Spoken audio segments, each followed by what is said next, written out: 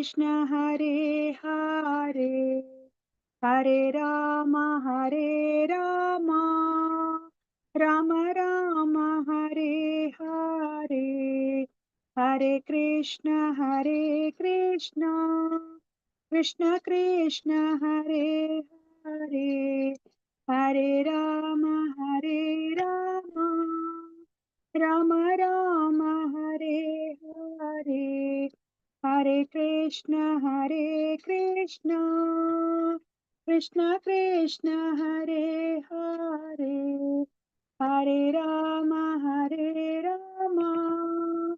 राम राम हरे हरे हरे कृष्ण कृष्ण कृष्ण हरे हरे हरे राम राम राम हरे हरे ಹರೇ ಕೃಷ್ಣ. ಮಾತಾಜಿಗಳ ಪ್ರಭುಜಿಗಳು ಎಲ್ಲರಿಗೂ ಈ ಕಾರ್ಯಕ್ರಮಕ್ಕೆ ಮತ್ತೊಮ್ಮೆ ಸ್ವಾಗತವನ್ನ ಕೋರ್ತಾ ಇದ್ದೀನಿ. ಇವತ್ತಿನ ತರಗತಿಯನ್ನ ಶುರು ಮಾಡ್ತಾ ಇದ್ದೀನಿ. ಓಂ ನಮೋ ಭಗವತೆ ವಾಸುದೇವಾಯ, ಓಂ ನಮೋ ಭಗವತೆ ವಾಸುದೇವಾಯ, ಓಂ ನಮೋ ಭಗವತೆ ವಾಸುದೇವಾಯ. ಇಸ್ಕಾನ್ ಮಂಗಳೂರು ಶ್ರೀ ಶ್ರೀ ರಾಧಾ ಗೋವಿಂದ ದೇವಸ್ಥಾನದ ವತಿಯಿಂದ ನಡೆಸಿಕೊಡುತ್ತಿರುವ 18 ದಿನಗಳ ಆನ್ಲೈನ್ ಭಗವದ್ಗೀತಾ ಕಾರ್ಯಕ್ರಮಕ್ಕೆ ಎಲ್ಲರಿಗೂ ಸ್ವಾಗತವನ್ನ ಕೋರುತ್ತಾ ಇದ್ದೇನೆ. ಶ್ರೀ ಶ್ರೀ ರಾಧಾ ಗೋವಿಂದ ಅವರ ಚರಣಾರವಿಂದಗಳಲ್ಲಿ ನನ್ನ ನಮಸ್ಕಾರಗಳನ್ನು ಸಲ್ಲಿಸುತ್ತಾ ಈ ಕೃಷ್ಣ ಪ್ರಜ್ಞೆಯನ್ನು ಪ್ರಪಂಚದಾದ್ಯಂತ ಹರಡಿರುವ ಇಸ್ಕಾನ್ ಸಂಸ್ಥೆಯ ಸಂಸ್ಥಾಪಕ ಆಚಾರ್ಯರಾದ ಎಸಿ ಭಕ್ತಿ ವೇದಾಂತ ಸ್ವಾಮಿ ಶ್ರೀಲ ಪ್ರೋಪಾದ ಅವರಿಗೂ ನನ್ನ ನಮನಗಳನ್ನು ಸಲ್ಲಿಸುತ್ತಾ ಈ ದೇವಸ್ಥಾನದ ಮುಖ್ಯಸ್ಥರು, ಈ ಕಾರ್ಯಕ್ರಮದ ಕಾರ್ಯಕರ್ತರುಗಳು ಮತ್ತು ನನ್ನ ಗುರುಗಳಾದ ಪೂಜ್ಯ ನಾಮಶಾಸ್ ಪ್ರಭುಜಿಯವರಿಗೂ ನನ್ನ ನಮಸ್ಕಾರಗಳನ್ನು ಸಲ್ಲಿಸುತ್ತಾ ಗುರು ಪ್ರಣಾಮದೊಂದಿಗೆ ಇವತ್ತಿನ ತರಗತಿಯನ್ನ ಶುರು ಮಾಡುತ್ತಾ ಇದ್ದೇನೆ. ಓಂ ಅಜ್ಞಾನತಿಮಿರಾಂಧಸ್ಯ ಜ್ಞಾನಾಂಜನಶಲಾಕಯಾ ಚಕ್ಷುರುನ್ಮೀಲಿತಂ ಯೇನ ತಸ್ಮೈ ಶ್ರೀ ಗುರವೇ ನಮಃ. ಶ್ರೀ ಚೈತನ್ಯ ಮನೋಭೀಷ್ಟಂ ಸ್ಥಾಪಿತಂ ಯೇನ ಭೂತಲೆ ಸ್ವಯಂ ರೂಪಃ ಕದಾ ಮಹ್ಯಂ ದದಾತಿ ಸ್ವಪದಾಂತಿಕಂ. ವಂದೇಹಂ ಶ್ರೀ ಗುರೋಃ ಶ್ರೀಯುತಪದಕಮಲಂ ಶ್ರೀ ಗುರೂನ್ ವೈಷ್ಣವಾಂಶ್ಚ ಶ್ರೀರೂಪಂ ಸಾಗ್ರಜಾತಂ ಸಹಗಣ ರಘುನಾಥಾನ್ವಿತಂ ತಂ ಸಜೀವಂ ಸಾದ್ವೈತಂ ಸಾವಧೂತಂ ಪರಿಜನ ಸಹಿತಂ ಕೃಷ್ಣ ಚೈತನ್ಯ ದೇವಂ ಶ್ರೀ ರಾಧಾ ಕೃಷ್ಣ ಪಾದಾನ್ ಸಹಗಣ ಲಲಿತಾ ಶ್ರೀ ವಿಶಾಖಾನ್ವಿತಾಂಶ್ಚ.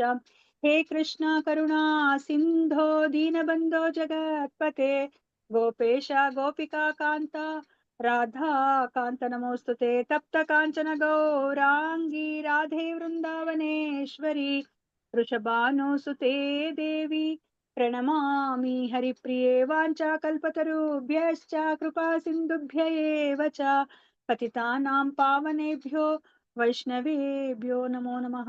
ನಮೋ ಓಂ ವಿಷ್ಣುಪದಾಯ ಕೃಷ್ಣಪ್ರೇಷ್ಠಾಯ ಭೂತಲೆ ಶ್ರೀಮತೆ ಭಕ್ತಿ ವೇದಾಂತ ಸ್ವಾಮಿನ್ ಇತಿ ನಾಮಿನೇ. ನಾಮಸ್ತೆ ಸರಸ್ವತೆ ದೇವೆ ಗೌರವಾಣಿ ಪ್ರಚಾರಿಣೆ ನಿರ್ವಿಶೇಷ ಶೂನ್ಯವಾದಿ ಪಾಶ್ಚಾತ್ಯ ದೇಶತಾರಿಣೆ. ಜಯ ಶ್ರೀ ಕೃಷ್ಣ ಚೈತನ್ಯ ಪ್ರಭು ನಿತ್ಯಾನಂದ ಶ್ರೀ ಅದ್ವೈತ ಗದಾಧರ ಶ್ರೀವಾಸಾದಿ ಗೌರ ಭಕ್ತ ವೃಂದ. ಹರೇ ಕೃಷ್ಣ ಕೃಷ್ಣ ಕೃಷ್ಣ ಹರೇ ಹರೇ ಹರೇ ರಾಮ ರಾಮ ರಾಮ ಹರೇ ಹರೇ ಹರೇ ಕೃಷ್ಣ ಕೃಷ್ಣ ಕೃಷ್ಣ ಹರೇ ಹರೇ ಹರೇ ರಾಮ ರಾಮ ರಾಮ ಹರೇ ಹರೇ ಹರೇ ಕೃಷ್ಣ ಕೃಷ್ಣ ಕೃಷ್ಣ ಹರೇ ಹರೇ ಹರೇ ರಾಮ ರಾಮ ರಾಮ ಹರೇ ಹರೇ. ಹರೇ ಕೃಷ್ಣ. ಮಾತಾಜಿಗಳ ಪ್ರಭುಜಿಗಳು ಎಲ್ಲರೂ ಶ್ರೀ ಶ್ರೀ ರಾಧಾ ಗೋವಿಂದರಲ್ಲಿ ಪ್ರಾರ್ಥನೆಯನ್ನ ಮಾಡ್ಕೊಳ್ಳಿ.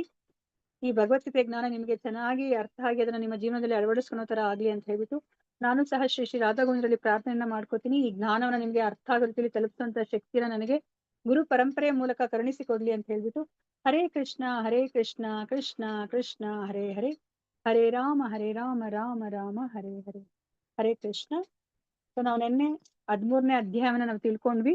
ಯಾರಾದ್ರೂ ಹೇಳ್ತೀರಾ 13ನೇ ಅಧ್ಯಾಯದ ಹೆಸರನ್ನ? ಕ್ಷೇತ್ರಜ್ಞ ವಿಭಾಗ ಯೋಗ. ವಿಭಾಗ ಯೋಗ ಮಾತಾಜಿ. ಕ್ಷೇತ್ರಜ್ಞ ವಿಭಾಗ ಯೋಗ ಅಂತ. ಓಕೆ ಮಾತಾಜಿ, ವಾಯ್ಸ್ ಕಡಿಮೆ ಇದೆಯಾ? ಹೌದು ಮಾತಾಜಿ, ಸ್ವಲ್ಪ ವಾಯ್ಸ್ ಕಮ್ಮಿ ಇದೆ ಮಾತಾಜಿ ನಿಮ್ದು. ವಾಲ್ಯೂಮ್ ಸ್ವಲ್ಪ ಜಾಸ್ತಿ ಆದ್ರೆ, ಯಾಕಂದ್ರೆ ಮೊಬೈಲ್ಗೆ ಬಾಳ ಹೊತ್ತು ಇಟ್ಕೊಂಡು ಕೈ ನೋವಾಗ್ತಾ ಇದೆ ಮಾತಾಜಿ. ಹೌದಾ? ನಾನು ಫುಲ್ ಇಟ್ಕೊಂಡಿದೀನಿ ಮಾತಾಜಿ. ಆಕ್ಚುಲಿ ಫುಲ್ ಕಂಪ್ಲೀಟ್ ನಂದು ವಾಲ್ಯೂಮ್ ಇನ್ಕ್ರೀಸ್ ಆಗಿದೆ, ಆದ್ರೂ ಕಡಿಮೆ ಅನಿಸ್ತಾ ಇದೆ. ಈಗ್ಲೂ ಹಾಗೆ ಅನಿಸ್ತಾ ಇದೆಯಾ? ಹೌದ್ ಮಾತಾಜಿ, ಆ ನಿತ್ಯಾಂಗಿ ಮಾತಾಜಿ ಅವ್ರ ಹೇಳ್ತಾ ಇರ್ಬೇಕಾದ್ರೆ ವಾಲ್ಯೂಮ್ ಸ್ವಲ್ಪ ಜಾಸ್ತಿನೇ ಇತ್ತು ಮಾತಾಜಿ. ಹೌದಾ? ಏನ್ ಮಾಡೋದು ಈಗ?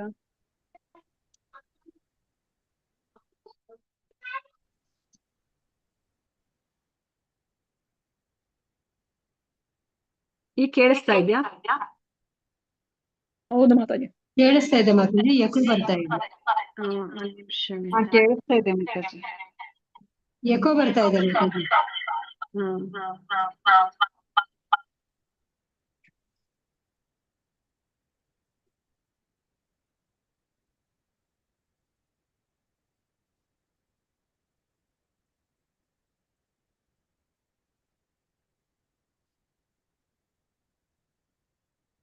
ಈಗ್ಲೂ ಎಕೋ ಬರ್ತಾ ಇದೆ ಮಾತಾಜಿ?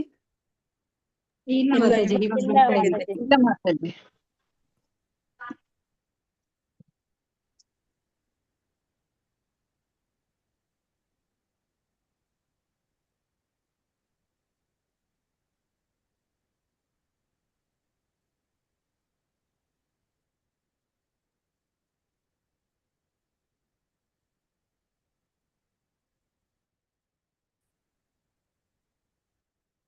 ಮಾತಾಜಿ, ನಾನು ಮತ್ತೆ ಎಕ್ಸಿಟ್ ಆಗ್ಬಿಟ್ಟು ಜಾಯಿನ್ ಆಗ.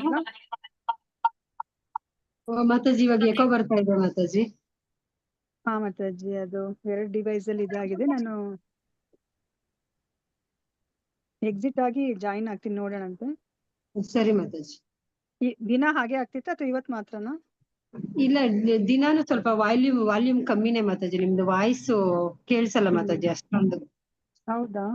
ಹೌದು, ನಾನು ಮೊಬೈಲ್ ನ ಕಿವಿ ಹತ್ರ ಇಟ್ಕೊಂಡು ಕೇಳಿಸ್ಕೊಳ್ಳೋದು ಮಾತಾಜಿ ಕ್ಲಾಸ್. Okay okay. ಬಟ್ ಮಾತಾಜಿ, ಪ್ರೀವಿಯಸ್ ಅವ್ರು ಹೇಳ್ಬೇಕಾದ್ರೆ ಫುಲ್ ವಾಲ್ಯೂಮ್ ಇತ್ತು ಮಾತಾಜಿ. ನಿನ್ನೆನೂ ವಾಯ್ಸ್ ಇತ್ತು ಮಾತಾಜಿ, ಚೆನ್ನಾಗೇ ಇತ್ತು. ಸರಿ, ನಾನು ಹಾಗಾದ್ರೆ ಎಕ್ಸಿಟ್ ಆಗ್ಬಿಟ್ಟು ಮತ್ತೆ ಜಾಯಿನ್ ಆಗ್ತೀನಿ.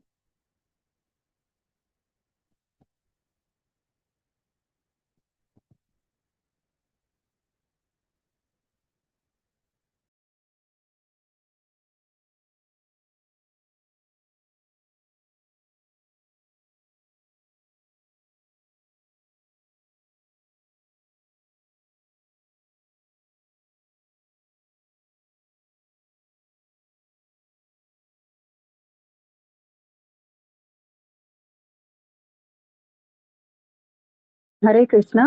ಮಾತಾಜಿ, ಇವಾಗ ಕೇಳಿಸ್ತಾ ಇದೆಯಾ? ಕೇಳಿಸ್ತಾ ಇದೆ ಮಾತಾಜಿ. ಅಷ್ಟೇ ಇದೆಯಾ? ಅಷ್ಟೇ ವಾಯ್ಸ್ ಇದೆಯಾ? ಬೆಟರ್, ಸ್ವಲ್ಪ ಬೆಟರ್ ಮಾತಾಜಿ. ನನಗ್ ಕೇಳಿಸ್ತಿದೆ, ಬೇರೆಯವ್ರಿಗೆ ಏನೋ ಗೊತ್ತಿಲ್ಲ ಮಾತಾಜಿ. ಕೇಳಿಸ್ತಿದೆ ಮಾತಾಜಿ.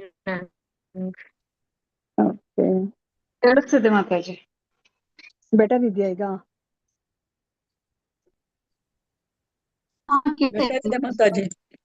ಹಾ ಮಾತಾಜಿ, ಇವಾಗ ಪರವಾಗಿಲ್ಲ ಮಾತಾಜಿ, ಕೇಳಿಸ್ತಾ ಇದೆ. ಹಾ, ಓಕೆ ಮಾತಾಜಿ, ಧನ್ಯವಾದ ಮಾತಾಜಿ.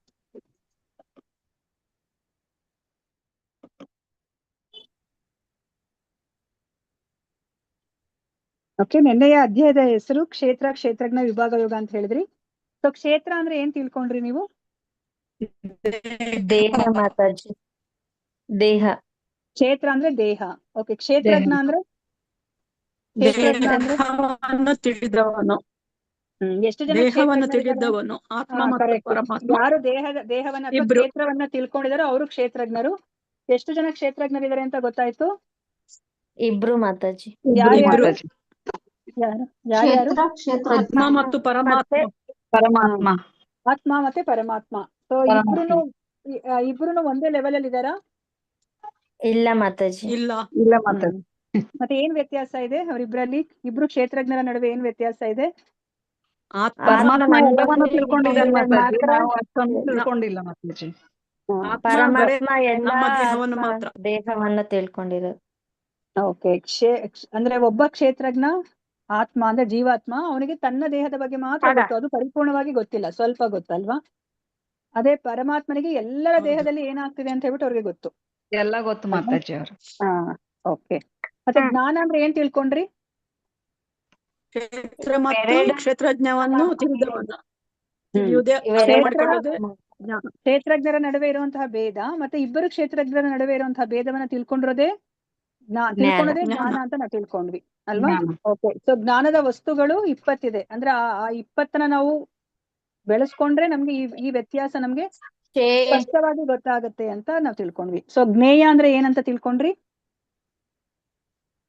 ಇಷ್ಟೆಲ್ಲ ನಾವ್ ಯಾಕೆ ಮಾಡ್ತಾ ಇದೀವಿ? ಜ್ಞಾನದ ವಸ್ತು ಏನು ಅಂತ ನಾವು ತಿಳ್ಕೊಂಡ್ವಿ, ಅಥವಾ ಜ್ಞಾನದ ಗುರಿ ಏನು? ಪರಮಾತ್ಮನನ್ನ ಅರಿಯೋದೇ ಆಗಿದೆ ಅಲ್ವಾ? ಅದು ಗುರಿ. ಓಕೆ. ಪ್ರಕೃತಿ ಅಂದ್ರೆ ಏನಂತ ತಿಳ್ಕೊಂಡ್ರಿ?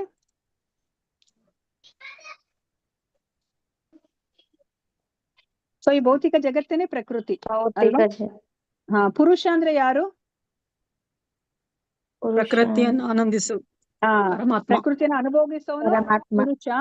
ಸೊ ನಿಜವಾದ ಪುರುಷ ಬಂದು ಪರಮಾತ್ಮ ಅಲ್ವಾ? ಪರಮಾತ್ಮ. ಅಂದ್ರೆ ಎಲ್ಲ ಜೀವರಾಶಿಗಳು ಸಹ ಪ್ರಕೃತಿಯನ್ನ ಭೋಗಿಸೋದ್ರಿಂದ ಅವರು ಸಹ ಪುರುಷರು.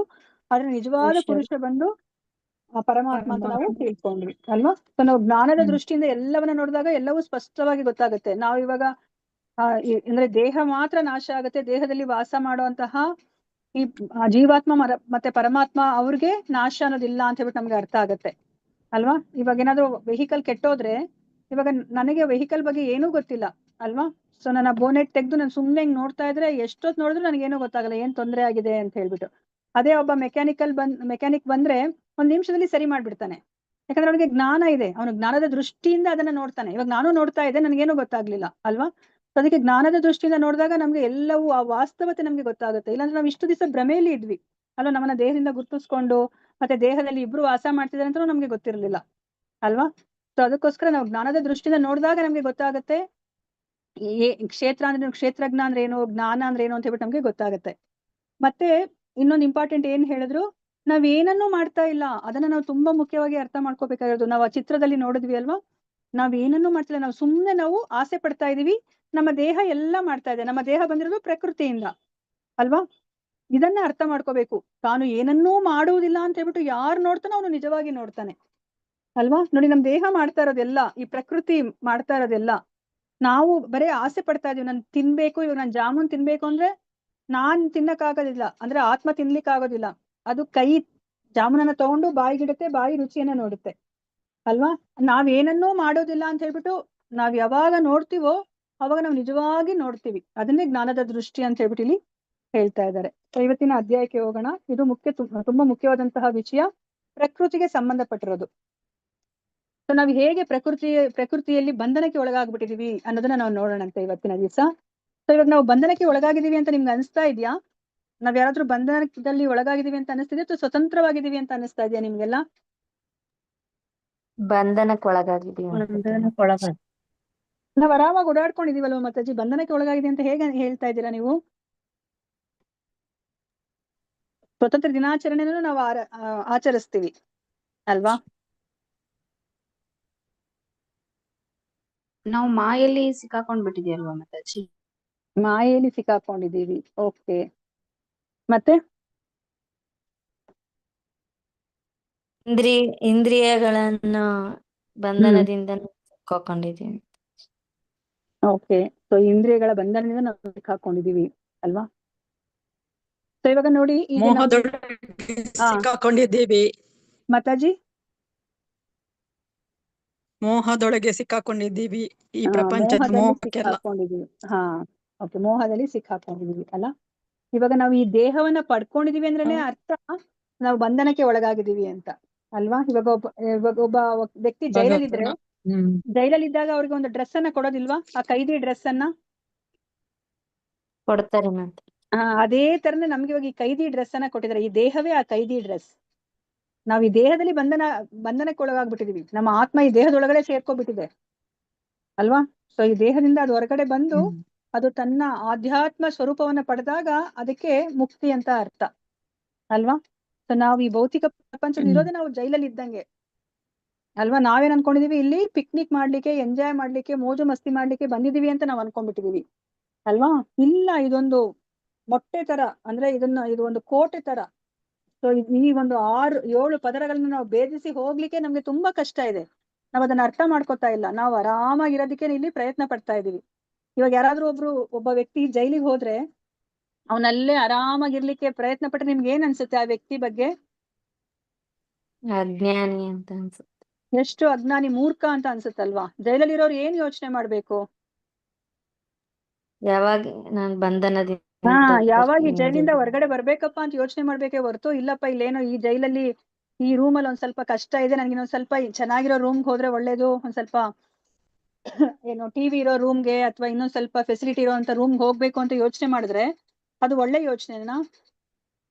ಇಲ್ಲ ಮಾತಾಜಿ. ಬುದ್ಧಿವಂತನಾದವನು ಆ ಒಂದು ಜೈಲಿನಿಂದ ಹೊರಗಡೆ ಬರ್ಬೇಕು ಅಂತ ಯೋಚನೆ ಮಾಡ್ಬೇಕು. ಇವಾಗ ಅದೇ ತರನೇ ನಾವೂನು ಅಷ್ಟೇನೆ ಈ ಜೈಲಲ್ಲಿ ಇದೀವಿ.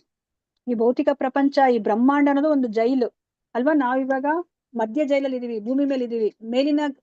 ಮೇಲ್ಗಡೆ ರೋಗಕ್ಕೆ ಹೋದ್ರೆ ಅದು ಯಾವ ತರ ಜೈಲು ಅಂದ್ರೆ A-ಕ್ಲಾಸ್ ಜೈಲ್ ತರ, ತುಂಬಾ ಫೆಸಿಲಿಟಿ ಇರುವಂತಹ ಕೊಠಡಿಯಲ್ಲಿ ನಾವು ಜೈಲಲ್ಲಿ ಇದೀವಿ ಅಂತ. ಕೆಳಗಿನ ಕೋಣೆಗಳಿಗೆ ಹೋದ್ರೆ ಏನರ್ಥ, ಅಂದ್ರೆ ಕೆಳಗಿನ ಲೋಕಕ್ಕೆ ಹೋದ್ರೆ ಏನರ್ಥ, ನಾವು C-ಕ್ಲಾಸ್ ಜೈಲಿಗೆ ಬಂದ್ವಿ ಅಂತ. ಇವಾಗ ನಾವು ನೋಡಿದಿವಲ್ಲ, ತುಂಬಾ ತಪ್ಪು ಮಾಡಿರೋರ್ಗೆ ಅವ್ರು ಏನ್ ಮಾಡ್ತಾರೆ, ಆ ಕತ್ತಲು ಕೋಣೆಯಲ್ಲಿ ಕೂಡಾಕ್ಬಿಡ್ತಾರೆ ಅಲ್ವಾ? ಬೆಳಕೇ ಬೀಳ್ಬಾರ್ದು ಅಂತಹ ಒಂದು ಕೋಣೆಯಲ್ಲಿ ಕೂಡಾಕಿ ಅವ್ರಿಗೆ ಶಿಕ್ಷೆಯನ್ನ ಕೊಡ್ತಾರೆ.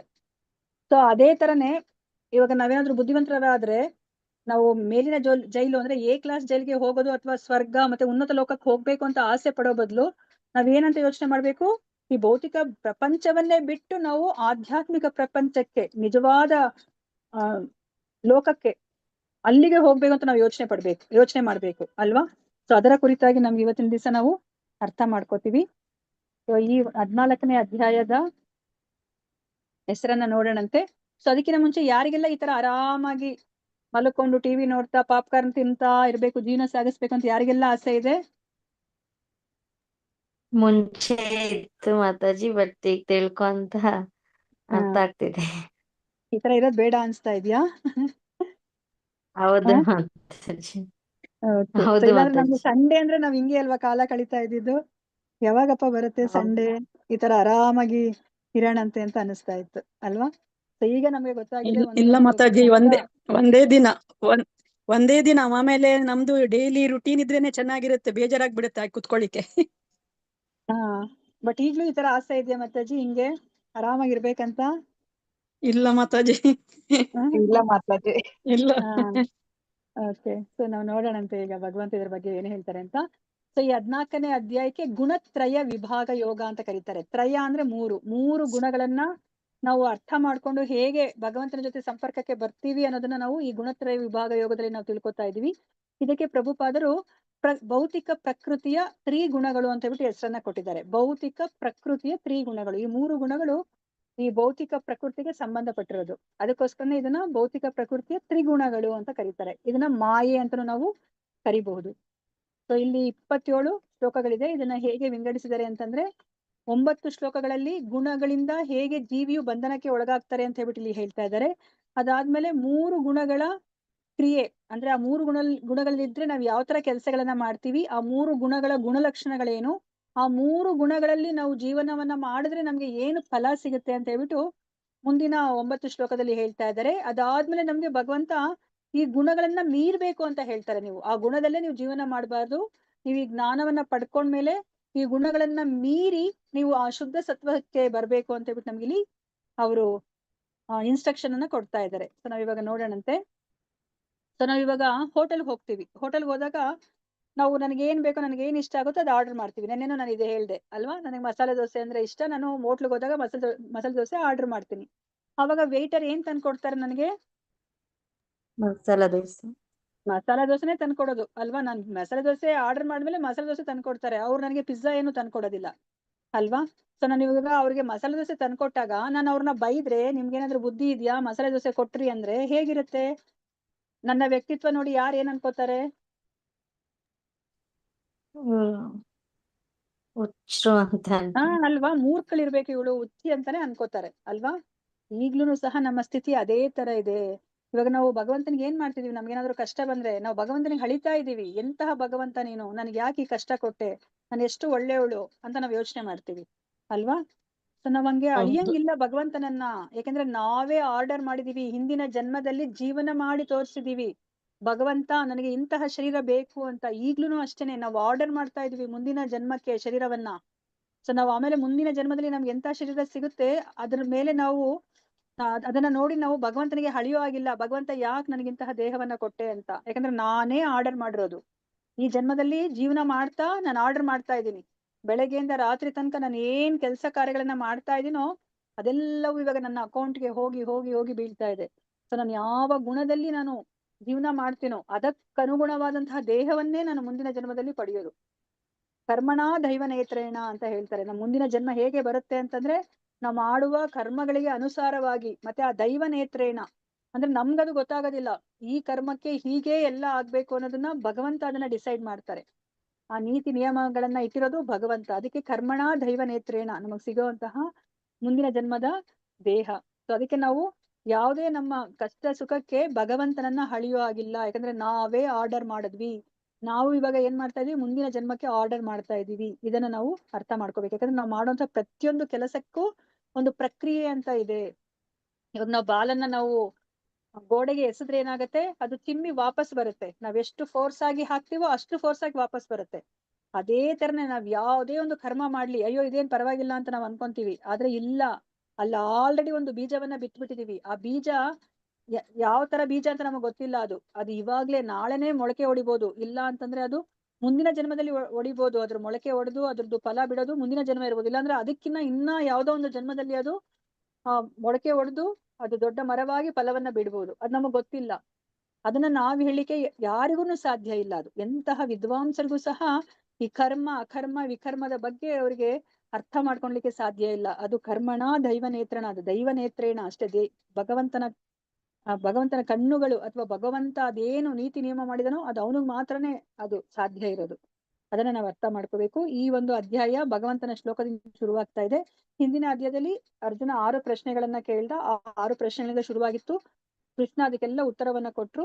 ಸೊ ಈಗ ನಮ್ಗೆ ಈ ಅಧ್ಯಾಯದಲ್ಲಿ ಕೃಷ್ಣನ ಒಂದು ಶ್ಲೋಕದಿಂದ ಶುರುವಾಗ್ತಾ ಇದೆ. ಪರಂಭೂಯ ಪ್ರವಕ್ಷ್ಯಾಮಿ ಜ್ಞಾನಾನಾಂ ಜ್ಞಾನಮುತ್ತಮಂ ಯಜ್ಞಾತ್ವಾ ಮುನಯಃ ಸರ್ವೇ ಪರಾಂ ಸಿದ್ಧಿಮಿತೋ ಗತಾಃ. ದೇವೋತ್ತಮ ಪರಮ ಪುರುಷನು ಹೀಗೆ ಹೇಳಿದನು, ಎಲ್ಲ ಜ್ಞಾನಗಳಲ್ಲಿ ಅತ್ಯುತ್ತಮವಾದ ಈ ಜ್ಞಾನವನ್ನು ನಾನು ಮತ್ತೆ ನಿನಗೆ ಹೇಳುತ್ತೇನೆ. ಈ ಜ್ಞಾನವನ್ನು ತಿಳಿದುಕೊಂಡು ಮುನಿಗಳು ಪರಮ ಸಿದ್ಧಿಯನ್ನು ಪಡೆದರು ಅಂತ ಹೇಳ್ಬಿಟ್ಟು ಹೇಳ್ತಾ ಇದ್ದಾರೆ. ನೋಡಿ, ಇಲ್ಲಿ ಭಗವಂತ ನಮಗೆ ಗೊತ್ತಿರೋ ಹಾಗೇನೆ ಈಗ ಅವರು ಏನ್ ಹೇಳ್ತಾ ಇದಾರೆ ಅರ್ಜುನನಿಗೆ? ಹಿಂದಿನ ಅಧ್ಯಾಯದಲ್ಲೂ ಹಾಗೆ ಹೇಳಿದ್ರು, ನಾನು ಉತ್ತಮೋತ್ತಮವಾದ ಜ್ಞಾನವನ್ನ ಕೊಡ್ತೀನಿ. ಇದಕ್ಕಿನ್ನ ನಾನು ಈಗ ಇಲ್ಲಿ ತನಕ ಏನ್ ಹೇಳಿದನೋ ಅದಕ್ಕಿಂತ ಉತ್ತಮ ಜ್ಞಾನವನ್ನ ಕೊಡ್ತೀನಿ ಅಂತಾನೆ ಹೇಳ್ತಾ ಹೋಗ್ತಾ ಇದಾರೆ. ಇವಾಗ್ಲೂ ಅದನ್ನೇ ಇಲ್ಲಿ ಹೇಳ್ತಾ ಇದಾರೆ. ನಾನು ನಿನಗೆ ಈಗ ಅತ್ಯುತ್ತಮವಾದಂತಹ ಜ್ಞಾನವನ್ನ ಕೊಡ್ತಾ ಇದ್ದೀನಿ, ನೀನ್ ಕೇಳಿಸ್ಕೋ.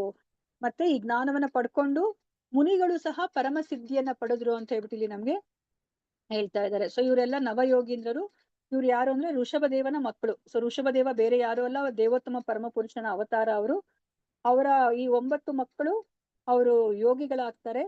ಅವ್ನ ರಾಜನ ಮಕ್ಕಳಾದ್ರೂ ಯೋಗಿಗಳಾಗ್ತಾರೆ. ನೋಡಿ, ಅವರು ಇನ್ನೊಬ್ಬ ರಾಜ ನಿಮಿ ಚಕ್ರವರ್ತಿಗೆ ಅವರು ಆತ್ಮಜ್ಞಾನವನ್ನ ಅವರು ಬೋಧಿಸ್ತಾ ಇದ್ದಾರೆ ಇಲ್ಲಿ. ಅಂದ್ರೆ ಇಲ್ಲಿ ಈ ಒಂದು ಜ್ಞಾನವನ್ನ ತಿಳ್ಕೊಂಡು ಮುನಿಗಳು ಸಹ ಪರಮಸಿದ್ಧಿಯನ್ನ ಪಡಿತಾರೆ. ಮತ್ತೆ ಅದನ್ನ ಅವರು ಬೇರೆಯವ್ರಿಗೂ ಸಹ ಅದನ್ನ ಹಂಚ್ತಾರೆ. ಹಂಚ್ಬಿಟ್ಟು ಅವ್ರಿಗೂ ಸಹ ಈ ಮುಕ್ತಿ ಮಾರ್ಗಕ್ಕೆ ಬರೋದಕ್ಕೆ ಅವರು ಸಹಾಯವನ್ನ ಮಾಡ್ತಾರೆ.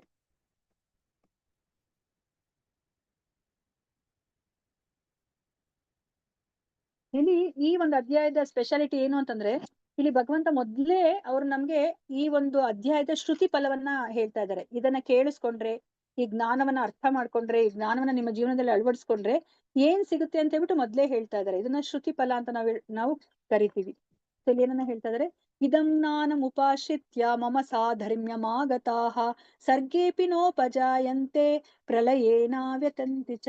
ಅಲ್ವಾ, ನಮ್ಗೆ ಇವಾಗ ಇಲ್ಲಿ ಏನ್ ತೊಂದರೆ ಆಗಿರೋದು? ನಮ್ಗೆ ಅರ್ಥ ಆಗ್ತಿಲ್ಲ ಅಲ್ವಾ? ನಮ್ಗೆ ಇಲ್ಲಿ ಹುಟ್ಟು ಸಾವು ಇದೆ, ಅದೇನ್ ಮಾಮೂಲಿ ಎಲ್ಲಾರ್ಗು ನಡೀತಾ ಇದೆ, ನಮಗೂ ನಡೆಯುತ್ತೆ ಅಂತ ಅನ್ಕೋತೀವಿ ಅಲ್ವಾ? ನಮ್ಗೆ ನಮ್ಮ ಹತ್ರದವರು ಬಂಧು ಬಾಂಧವ್ರು ಏನಾದ್ರೂ ತೀರ್ಕೊಂಡಾಗ ನಮ್ಗೆ ತುಂಬಾ ದುಃಖ ಆಗುತ್ತೆ. ಅಲ್ವಾ? ಸೊ ಇಲ್ಲಾಂದ್ರೆ ನಾವ್ ಇದ್ರ ಬಗ್ಗೆ ತುಂಬಾ ನಾವೇನು ತಲೆ ಕೆಡಿಸ್ಕೊಳೋದಿಲ್ಲ. ನಮ್ಗೆ ಆ ಸಾವಿನ ಬಗ್ಗೆ ಭಯ ಇದ್ದೇ ಇದೆ, ಇಲ್ಲ ಅನ್ನೋದಿಲ್ಲ. ಆದ್ರೆ ಇದನ್ನ ತುಂಬಾ ನಾವು ಯೋಚನೆ ಮಾಡ್ಬಿಟ್ಟು ಇದರಿಂದ ಹೇಗ್ ಹೊರಗಡೆ ಬರ್ಬೇಕಪ್ಪ ಅಂತ ನಾವು ಯೋಚನೆ ಮಾಡೋದಿಲ್ಲ ಅಲ್ವಾ? ಆದ್ರೆ ನೋಡಿ ಇಲ್ಲಿ ಭಗವಂತ ಹೇಳ್ತಾ ಇದಾರೆ, ಯಾರು ಈ ಜ್ಞಾನವನ್ನ ಅರ್ಥ ಮಾಡ್ಕೋತಾರೆ, ಈ ಪ್ರಕೃತಿಯ 3 ಗುಣಗಳು ಈ ಜ್ಞಾನವನ್ನ ಅರ್ಥ ಮಾಡ್ಕೋತಾರೋ ಅವರು ನನ್ನ ರೀತಿಯ ದಿವ್ಯ ಸ್ವಭಾವವನ್ನ ಪಡಿತಾರೆ ಅಂತ ಹೇಳ್ತಾ ಇದ್ದಾರೆ. ನೋಡಿ ಇವಾಗ ಭಗವಂತನ ಸ್ವಭಾವ ದಿವ್ಯ ಸ್ವಭಾವ, ಅದು ಈ ಭೌತಿಕ ಸ್ವಭಾವ ಅಲ್ಲ, ಅದು ಆಧ್ಯಾತ್ಮಿಕ ಸ್ವಭಾವ. ಸೊ ಹೀಗೆ ನೆಲೆಗೊಂಡವನು ಸೃಷ್ಟಿ ಕಾಲದಲ್ಲಿ ಹುಟ್ಟುವುದಿಲ್ಲ ಮತ್ತು ಪ್ರಳಯ ಕಾಲದಲ್ಲಿ ವ್ಯಥೆ ಪಡುವುದಿಲ್ಲ ಅಲ್ವಾ? ನಮ್ಗೆ ಗೊತ್ತಿರೋ ಹಾಗೇನೆ ಬ್ರಹ್ಮನ ಹಗಲು ಮುಗಿದ ತಕ್ಷಣನೇ ಬ್ರಹ್ಮನಿಗೆ ರಾತ್ರಿ ಆಗಿದ ತಕ್ಷಣನೇ ಅಲ್ಲಿ ನಮ್ಗೆ ಪ್ರಳಯ ಆಗೋಗುತ್ತೆ ಅಲ್ವಾ? ಸೊ ಬ್ರಹ್ಮ ಆ ನಿದ್ದೆ ಮಾಡ್ಬೇಕಾದಾಗ ಎಲ್ಲವನ್ನ ಅವನು ಪ್ರಳಯ ಮಾಡ್ಬಿಟ್ಟು ಅವನು ನಿದ್ದೆಗೆ ಹೋಗ್ತಾನೆ ಅಲ್ವಾ? ಇವಾಗ ನಾವ್ ಹೇಗೆ ಆಫೀಸ್ಗೆ ಹೋಗ್ತೀವಿ, ಆಫೀಸ್ಗೆ ಹೋದಾಗ ನಾವ್ ಸಾಯಂಕಾಲ ತನಕ ಕೆಲ್ಸ ಮಾಡ್ತೀವಿ. ಸಾಯಂಕಾಲ ಆದ್ಮೇಲೆ ನಾವ್ ಏನ್ ಮಾಡ್ತೀವಿ, ಮನೆಗ್ ಬರ್ಬೇಕು. ಅವಾಗ ಏನ್ ಮಾಡ್ತೀವಿ, ನಮ್ದೆಲ್ಲ ಕಡತ ಎಲ್ಲ ತಗೊಂಡ್ಬಿಟ್ಟು ನಾವು ಕಬೋರ್ಡಲ್ಲಿ ಇಟ್ಬಿಟ್ಟು ಲಾಕ್ ಮಾಡ್ಕೊಂಡು ನಾವು ಮನೆಗ್ ಬರ್ತೀವಿ. ಮತ್ತೆ ನಾವು ಬೆಳಗ್ಗೆ ಬಂದಾಗ ಮತ್ತೆಲ್ಲ ತೆಗಿತೀವಿ ಅಲ್ವಾ? ಅದೇ ತರನೇ ಬ್ರಹ್ಮ ಏನ್ ಮಾಡ್ತಾರೆ, ಅವ್ರು ರಾತ್ರಿ ಮಲ್ಕೊಳಕ್ ಹೋದಾಗ ಎಲ್ಲ ಪ್ರಳಯ ಮಾಡ್ಬಿಡ್ತಾರೆ. ಪ್ರಳಯ ಮಾಡ್ಬಿಟ್ಟು ಅವರು ನಿದ್ದೆಗೆ ಹೋಗ್ತಾರೆ. ಅದಾದ್ಮೇಲೆ ಮತ್ತೆ ಅವನಿಗೆ ಬ್ರಹ್ಮನಿಗೆ ಹಗಲಾದಾಗ ಮತ್ತೆ ಸೃಷ್ಟಿ ಕಾರ್ಯದಲ್ಲಿ ಅವರು ತಮ್ಮನ್ನ ತಾವು ತೊಡಗಿಸ್ಕೊತಾರೆ. ಈ ತರ ಆ ಬ್ರಹ್ಮನ ಹಗಲು ರಾತ್ರಿ ಆದಾಗ ನಮ್ಗೆ ಇಲ್ಲಿ ಪ್ರಳಯ ಸೃಷ್ಟಿ ಆಗ್ತಾನೆ ಇದೆ. ಅದ್ ಬಿಟ್ರೆ ನಮ್ಮ ಸಾವು ಹುಟ್ಟು ಇದು ಆಗ್ತಾನೆ ಇದೆ. ಅದು ಹುಟ್ಟು ಸಾವಿನ ಚಕ್ರ ನಡೀತಾನೆ ಇದೆ ಅಲ್ವಾ? ನಾವ್ ಇದನ್ನ ಯೋಚನೆ ಮಾಡ್ತಾ ಇಲ್ಲ. ಸೊ ನಾವ್ ಇವಾಗ ಈ ಒಂದು ಜ್ಞಾನವನ್ನ ಅರ್ಥ ಮಾಡ್ಕೊಂಡ್ರೆ ಈ ಹುಟ್ಟು ಸಾವಿನ ಚಕ್ರದಿಂದ ನಾವು ಹೊರಗಡೆ ಬರ್ತೀವಿ ಅಂತ ಹೇಳ್ಬಿಟ್ಟು ಇಲ್ಲಿ ನಮ್ಗೆ ಭಗವಂತ ಅರ್ಥ ಮಾಡಿಸ್ತಾ ಇದ್ದಾರೆ. ನೋಡಿ ಭಗವಂತನ ದಿವ್ಯ ಸ್ವಭಾವ ನೋಡಿ, ಇಲ್ಲಿರೋರೆಲ್ಲ ಭಗವಂತನ ಜೊತೆ ಯಾರೆಲ್ಲ ಇದಾರೆ ಅವರೆಲ್ಲರೂ ನೋಡಿ ವಿಷ್ಣುನೇನೋ ಅನ್ನೋ ತರನೇ ಕಾಣ್ತಾ ಇದ್ದಾರೆ ಅಲ್ವಾ? ಅವರ ಬಣ್ಣನೆ ಎಲ್ಲಾನು ಸೇಮ್ ಇದೆ. ಎಕ್ಸೆಪ್ಟ್ ಆ ಕೌಸ್ತುಭ ಮಣಿ ಮತ್ತೆ ಆ ಲಕ್ಷ್ಮಿ ಇರುವಂತಹ ಜಾಗ ಅಷ್ಟು ಬಿಟ್ರೆ ಇನ್ನೆಲ್ಲವೂ ಸಹ ಸೇಮೇ ಇರುತ್ತೆ. ಸ್ವರೂಪ ಅಂದ್ರೆ ರೂಪ, ಭಗವಂತನ ರೂಪ ಏನಿದೆಯೋ ಅದೇ ತರನೇ ಅಲ್ಲಿರುವಂತಹ ಮುಕ್ತ ಜೀವಿಗಳ ರೂಪನು ಸಹ ಹಾಗೆ ಇರುತ್ತೆ. ಸೊ ಇವಾಗ ನಮ್ಗೆ ಏನನ್ನ ಹೇಳ್ತಾ ಇದಾರೆ ಅಂತಂದ್ರೆ, ಭಗವಂತ ಹೇಗೆ ಇದೆಲ್ಲ ಸೃಷ್ಟಿ ಆಯ್ತು ಅಂತ ಹೇಳ್ಬಿಟ್ಟು ಹೇಳ್ತಾ ಇದ್ದಾರೆ ಅಲ್ವಾ? ಇವಾಗ ನಮ್ಗೆ ಯೋಚನೆ ಮಾಡಿದ್ರೆ ನೀವು ಇದಕ್ಕಿಂತ ಮುಂಚೆ ನೀವು ಚರ್ಚೆ ಮಾಡಿರ್ಬೋದು ಅಲ್ವಾ? ಈ ಸೃಷ್ಟಿ ಹೇಗಾಯ್ತು ಅಂದ್ರೆ ನಮ್ಮ ಸೈನ್ಸ್ ನಮ್ಗೆ ಏನನ್ನ ಹೇಳ್ಕೊಡುತ್ತೆ. ಸೊ ಇದು ಆಕಸ್ಮಿಕವಾಗಿ ಸೃಷ್ಟಿ ಆಯ್ತು, ಬಿಗ್ ಬ್ಯಾಂಗ್ ಥಿಯರಿ ಹೇಳ್ತಾರೆ ಅಲ್ವಾ? ಆ ಕಡೆಯಿಂದ ಒಂದು ರಾಸಾಯನಿಕ ಉಂಡೆ ಬಂತು, ಈ ಕಡೆಯಿಂದ ಒಂದು ರಾಸಾಯನಿಕ ಉಂಡೆ ಬಂತು, ಎರಡು ಘರ್ಷಣೆ ಆಗೋಯ್ತು. ಘರ್ಷಣೆ ಆದಾಗ ಈ ಸುಂದರ ಪ್ರಪಂಚ ಸೃಷ್ಟಿ ಆಗೋಯ್ತು ಅಂತ ಹೇಳ್ಬಿಟ್ಟು ಹೇಳ್ತಾರೆ ಅಲ್ವಾ? ಸೊ ಅದಕ್ಕೆ ನಮ್ಗೆ ಐನ್ಸ್ಟೀನ್ ಅರ್ಥ ಮಾಡಿಸಿದ್ದಾರೆ. ಸೊ ಐನ್ಸ್ಟೀನ್ ಒಂದ್ಸತಿ ಅವ್ರ ಮನೇಲಿದ್ದಾಗ ಅವರ ಸ್ನೇಹಿತರು ಬರ್ತಾರೆ. ಅವರ ಐನ್ಸ್ಟೀನ್ ಟೇಬಲ್ ಮೇಲೆ ಒಂದು ತುಂಬಾ ಸುಂದರವಾಗಿರುವಂತಹ ಒಂದು ಭೂಮಿಯ ಮಾದರಿ ಇರುತ್ತೆ. ಅವಾಗ ಇದನ್ನ ನೋಡ್ಬಿಟ್ಟು ಐನ್ಸ್ಟೀನ್ ಫ್ರೆಂಡ್ಸ್ ಕೇಳ್ತಾರೆ, ಎಲ್ಲಿಂದ ತಗೊಂಬಂದೆ ಐನ್ಸ್ಟೀನ್ ಇದು ಅಂತ. ನನಗ್ ಗೊತ್ತಿಲ್ಲಪ್ಪ, ಇದ್ ನಾನು ರಾತ್ರಿ ಮಲ್ಕೊಂಡಾಗ ಇರ್ಲಿಲ್ಲ, ಬೆಳಗ್ಗೆ ನೋಡಿದ್ರೆ ಇದು ಬಂದ್ಬಿಟ್ಟಿದೆ ಇಲ್ಲಿಗೆ ಅಂತ ಹೇಳ್ಬಿಟ್ಟು ಪ್ರತ್ಯಕ್ಷ ಆಗ್ಬಿಟ್ಟಿದೆ ಅಂತ ಹೇಳ್ತಾರೆ. ಆಗ ಎಲ್ಲರೂ ನಗಾಡ್ತಾರೆ, ಓ ಐನ್ಸ್ಟೀನ್ ಏನ್ ನಿನಗೆ ಹುಚ್ಚ ಆಗ್ಬಿಟ್ಟಿದ್ಯಾ, ಏನ್ ಈ ತರ ಮಾತಾಡ್ತಾ ಇದ್ಯಾ, ಆ ತರ ಯಾವ್ದಾದ್ರು ಒಂದು ವಸ್ತು ತಾನಾಗ್ ತಾನೇ ಬರ್ಲಿಕ್ಕೆ ಸಾಧ್ಯನಾ ಅಂತ ಹೇಳ್ಬಿಟ್ಟು ನಗಾಡ್ತಾರೆ. ಮತ್ತೆ ನೀವು ನೆನ್ನೆ ಹೇಳ್ತಾ ಇದ್ರಿ, ಈ ಒಂದು ಪ್ರಪಂಚ ತಾನಾಗ್ ತಾನೇ ಸೃಷ್ಟಿ ಆಗೋಯ್ತು, ಇದ್ರ ಹಿಂದೆ ಯಾರು ಒಬ್ಬ ಸೃಷ್ಟಿಕರ್ತ ಇಲ್ಲ ಅಂತ ಹೇಳಿದ್ರಿ. ನೋಡಿದ್ರೆ ಈ ಒಂದು ಚಿಕ್ಕ ವಸ್ತು ಹಾಗೆ ಬಂದಿದೆ ಅಂದ್ರೆ ನೀವು ನಂಬ್ತಾ ಇಲ್ವಲ್ಲ, ಇದರಿಂದ ಒಬ್ಬ ಸೃಷ್ಟಿಕರ್ತ ಇದ್ದಾನೆ ಅಂತ ಹೇಳ್ಬಿಟ್ಟು ಮಾತಾಡ್ತಾ ಇದ್ದಾರ ಅಂದಾಗ ಅವಾಗ ಅವ್ರಿಗೆ ಅರ್ಥ ಆಗುತ್ತೆ. ಅಯ್ಯೋ ಎಷ್ಟು ಚೆನ್ನಾಗಿ ಐನ್ಸ್ಟೀನ್ ಅರ್ಥ ಮಾಡಿಸ್ತಾ ಇದ್ದಾನೆ, ಒಂದು ಚಿಕ್ಕ ವಸ್ತುವೇ ತಾನಾಗ್ ತಾನೇ ಬರ್ಲಿಕ್ಕೆ ಆಗೋದಿಲ್ಲ, ಅದ್ರಿಂದ ಯಾರಾದ್ರೂ ಒಬ್ಬ ಸೃಷ್ಟಿಕರ್ತ ಇರ್ಬೇಕು. ಈಗ ನಾವು ಈ ಒಂದು ಭೌತಿಕ ಪ್ರಪಂಚ ಇಷ್ಟು ಏನು ಪರಿಪೂರ್ಣವಾಗಿ ನಡೀತಾ ಇರುವಂತಹ ಪ್ರಪಂಚವನ್ನೇ ನಾವು ತಾನಾಗ್ ತಾನೇ ಆಕಸ್ಮಿಕವಾಗಿ ಬಂದ್ಬಿಡ್ತು ಅಂತ ಮಾತಾಡಿದ್ವಲ್ಲ ಅಂತ ಹೇಳ್ಬಿಟ್ಟು ಅವರು ಅರ್ಥ ಮಾಡ್ಕೋತಾರೆ. ಸೊ ಇಲ್ಲಿ ಭಗವಂತನೇ ನಮ್ಗೆ ಇಲ್ಲಿ ಹೇಳ್ತಾ ಇದಾರೆ, ಇದು ಅಂದ್ರೆ ವಿಕಸನಗೊಂಡಿದೆ ಅಂತ ಹೇಳ್ಬಿಟ್ಟು ನಾವ್ ಹೇಳ್ತೀವಿ ಅಲ್ವಾ? ಮೊದ್ಲು ಅಂದ್ರೆ ಏಕಕೋಶ ಜೀವಿಗಳಿತ್ತು, ಅದಾದ್ಮೇಲೆ ಬಹುಕೋಶ ಜೀವಿಗಳಾಯ್ತು. ಮೊದ್ಲು ಜಲಚರಗಳಿತ್ತು, ಅದಾದ್ಮೇಲೆ ಉಭಯವಾಸಿಗಳು ಬಂತು, ಅದಾದ್ಮೇಲೆ ಮತ್ತೆ ಭೂಮಿ ಮೇಲೆ ಓಡಾಡುವಂತಹ ಜೀವಿಗಳು ಬಂತು, ಕೊನೆಗೆ ಮಂಗನಿಂದ ಮಾನವ ಬಂದ ಅಂತ ಹೇಳ್ಬಿಟ್ಟು ನಾವು ಈಗ ವಿಕಸನ ಕ್ರಿಯೆ ಆಗಿದೆ ಅಂತ ಹೇಳ್ಬಿಟ್ಟು ನಾವು ಹೇಳ್ತೀವಿ ಅಲ್ವಾ? ಆದ್ರೆ ಇಲ್ಲಿ ಭಗವಂತ ಏನ್ ಹೇಳ್ತಾ ಇದ್ದಾರೆ ಸೊ ನೋಡೋಣಂತೆ. ಮತ್ತೆ ಇನ್ನ ಒಂದು ನಾವೇನನ್ನ ಹೇಳ್ತೀವಿ, ನಮ್ಮ ಸೈಂಟಿಸ್ಟ್ ಏನ್ ಹೇಳ್ತಾರೆ, ನಾವು ಚಂದ್ರಲೋಕಕ್ಕೂ ಹೋಗಿದೀವಿ, ಆದ್ರೆ ಅಲ್ಲಿ ಯಾವ ಜೀವಿಗಳು ಇಲ್ಲ, ಬದುಕ್ತಾ ಇಲ್ಲ, ಈ ಭೂಮಿ ಮೇಲೆ ಮಾತ್ರನೇ ಮನುಷ್ಯ ವಾಸ ಮಾಡ್ಲಿಕ್ಕೆ ಯೋಗ್ಯವಾದಂತಹ ವಾತಾವರಣ ಇದೆ ಅಂತ ಹೇಳ್ಬಿಟ್ಟು ಹೇಳ್ತಾರೆ ಅಲ್ವಾ? ಆದ್ರೆ ನಮ್ಮ ಧರ್ಮ ಗ್ರಂಥಗಳು ಹೇಳ್ತಾ ಇದೆ, ಈ ಒಂದು ಭೌತಿಕ ಪ್ರಪಂಚದಲ್ಲಿ ಭಗವಂತನಿಂದ ಏನೆಲ್ಲ ಸೃಷ್ಟಿಸಲ್ಪಟ್ಟಿದೆಯೋ ಆ ಪ್ರತಿಯೊಂದು ಜಾಗದಲ್ಲೂ ಸಹ ಜೀವರಾಶಿಗಳಿದ್ದಾರೆ ಅಲ್ವಾ? ಇವಾಗ ನಾವೇ ಕಣ್ಣಲ್ಲಿ ನೋಡ್ತಾ ಇದೀವಿ, ನಮ್ಮ ನೀರಲ್ಲಿ ಅಲ್ವಾ, ನದಿಗಳಲ್ಲಿ, ಸಮುದ್ರಗಳಲ್ಲಿ ಜಲಚರಗಳಿದೆ ಅಲ್ವಾ? ಅದೇ ತರನೇ ಯಾಕೆ ಬೆಂಕಿಯಲ್ಲಿ ಜೀವರಾಶಿಗಳಿರ್ಬಾರ್ದು ಅಲ್ವಾ? ಆ ಬೆಂಕಿಯಲ್ಲಿರೋ ಜೀವರಾಶಿಗಳಿಗೆ ಅದಕ್ಕೆ ತಕ್ಕನಾದಂತಹ ದೇಹ ಇದೆ ಅಲ್ವಾ? ಇವಾಗ ನಾವು ನೀರಲ್ಲಿ ಹೋಗಿ ವಾಸ ಮಾಡ್ಲಿಕ್ಕೆ ಆಗೋದಿಲ್ಲ. ನಾನಿಲ್ಲಿ ಗಾಳಿಯಲ್ಲಿ ಹಾರಾಡ್ಲಿಕ್ಕೆ ಆಗೋದಿಲ್ಲ, ಆಕಾಶದಲ್ಲಿ ಹಾರಾಡ್ಲಿಕ್ಕೆ ಆಗೋದಿಲ್ಲ. ಅದಕ್ಕೆ ತಕ್ಕನಾದ ದೇಹವನ್ನ ಆ ಒಂದು ವರ್ಗದ ಜೀವಿಗಳು ಹೊಂದಿದೆ ಅಲ್ವಾ. ಅದೇ ತರನೇ ಈಗ ಬೇರೆ ಬೇರೆ ಮೇಲ್ಲೋಕದಲ್ಲಿರುವಂತ ಜೀವಿಗಳು, ಕೆಳಗಿನ ಲೋಕದಲ್ಲಿರುವಂತ ಜೀವಿಗಳು ಅಲ್ಲಿರೋ ವಾತಾವರಣಕ್ಕೆ ಅನುಗುಣವಾಗಿ ಅದು ದೇಹವನ್ನ ಪಡ್ಕೊಂಡಿದೆ ಅಲ್ವಾ. ನಮ್ಗೆ ಇವಾಗ ಬ್ಯಾಕ್ಟೀರಿಯಾ ವೈರಾಣುಗಳನ್ನೇ ನಮ್ಗೆ ನೋಡ್ಲಿಕ್ಕೆ ಆಗ್ತಾ ಇಲ್ಲ ಅಲ್ವಾ. ಅದೇ ತರ ನಾವ್ ಇವಾಗ ನಾವು ಚಂದ್ರಲೋಕಕ್ಕೆ ಹೋದಾಗ ಅಲ್ಲಿರೋ ಜೀವರಾಶಿಗಳನ್ನ ನಮ್ಗೆ ಈ ಒಂದು ಭೌತಿಕ ಕಣ್ಣುಗಳಿಂದ ನೋಡ್ಲಿಕ್ಕೆ ಆಗೋದಿಲ್ಲ. ಪ್ರಭುಪಾದ್ರು ಏನ್ ಹೇಳ್ತಾರೆ ಅಂದ್ರೆ ಅವ್ರು ಯಾರು ಹೋಗೇ ಇಲ್ಲ ಚಂದ್ರಲೋಕಕ್ಕೆ ಅಂತ ಹೇಳ್ಬಿಟ್ಟೆ ಹೇಳ್ತಾರೆ.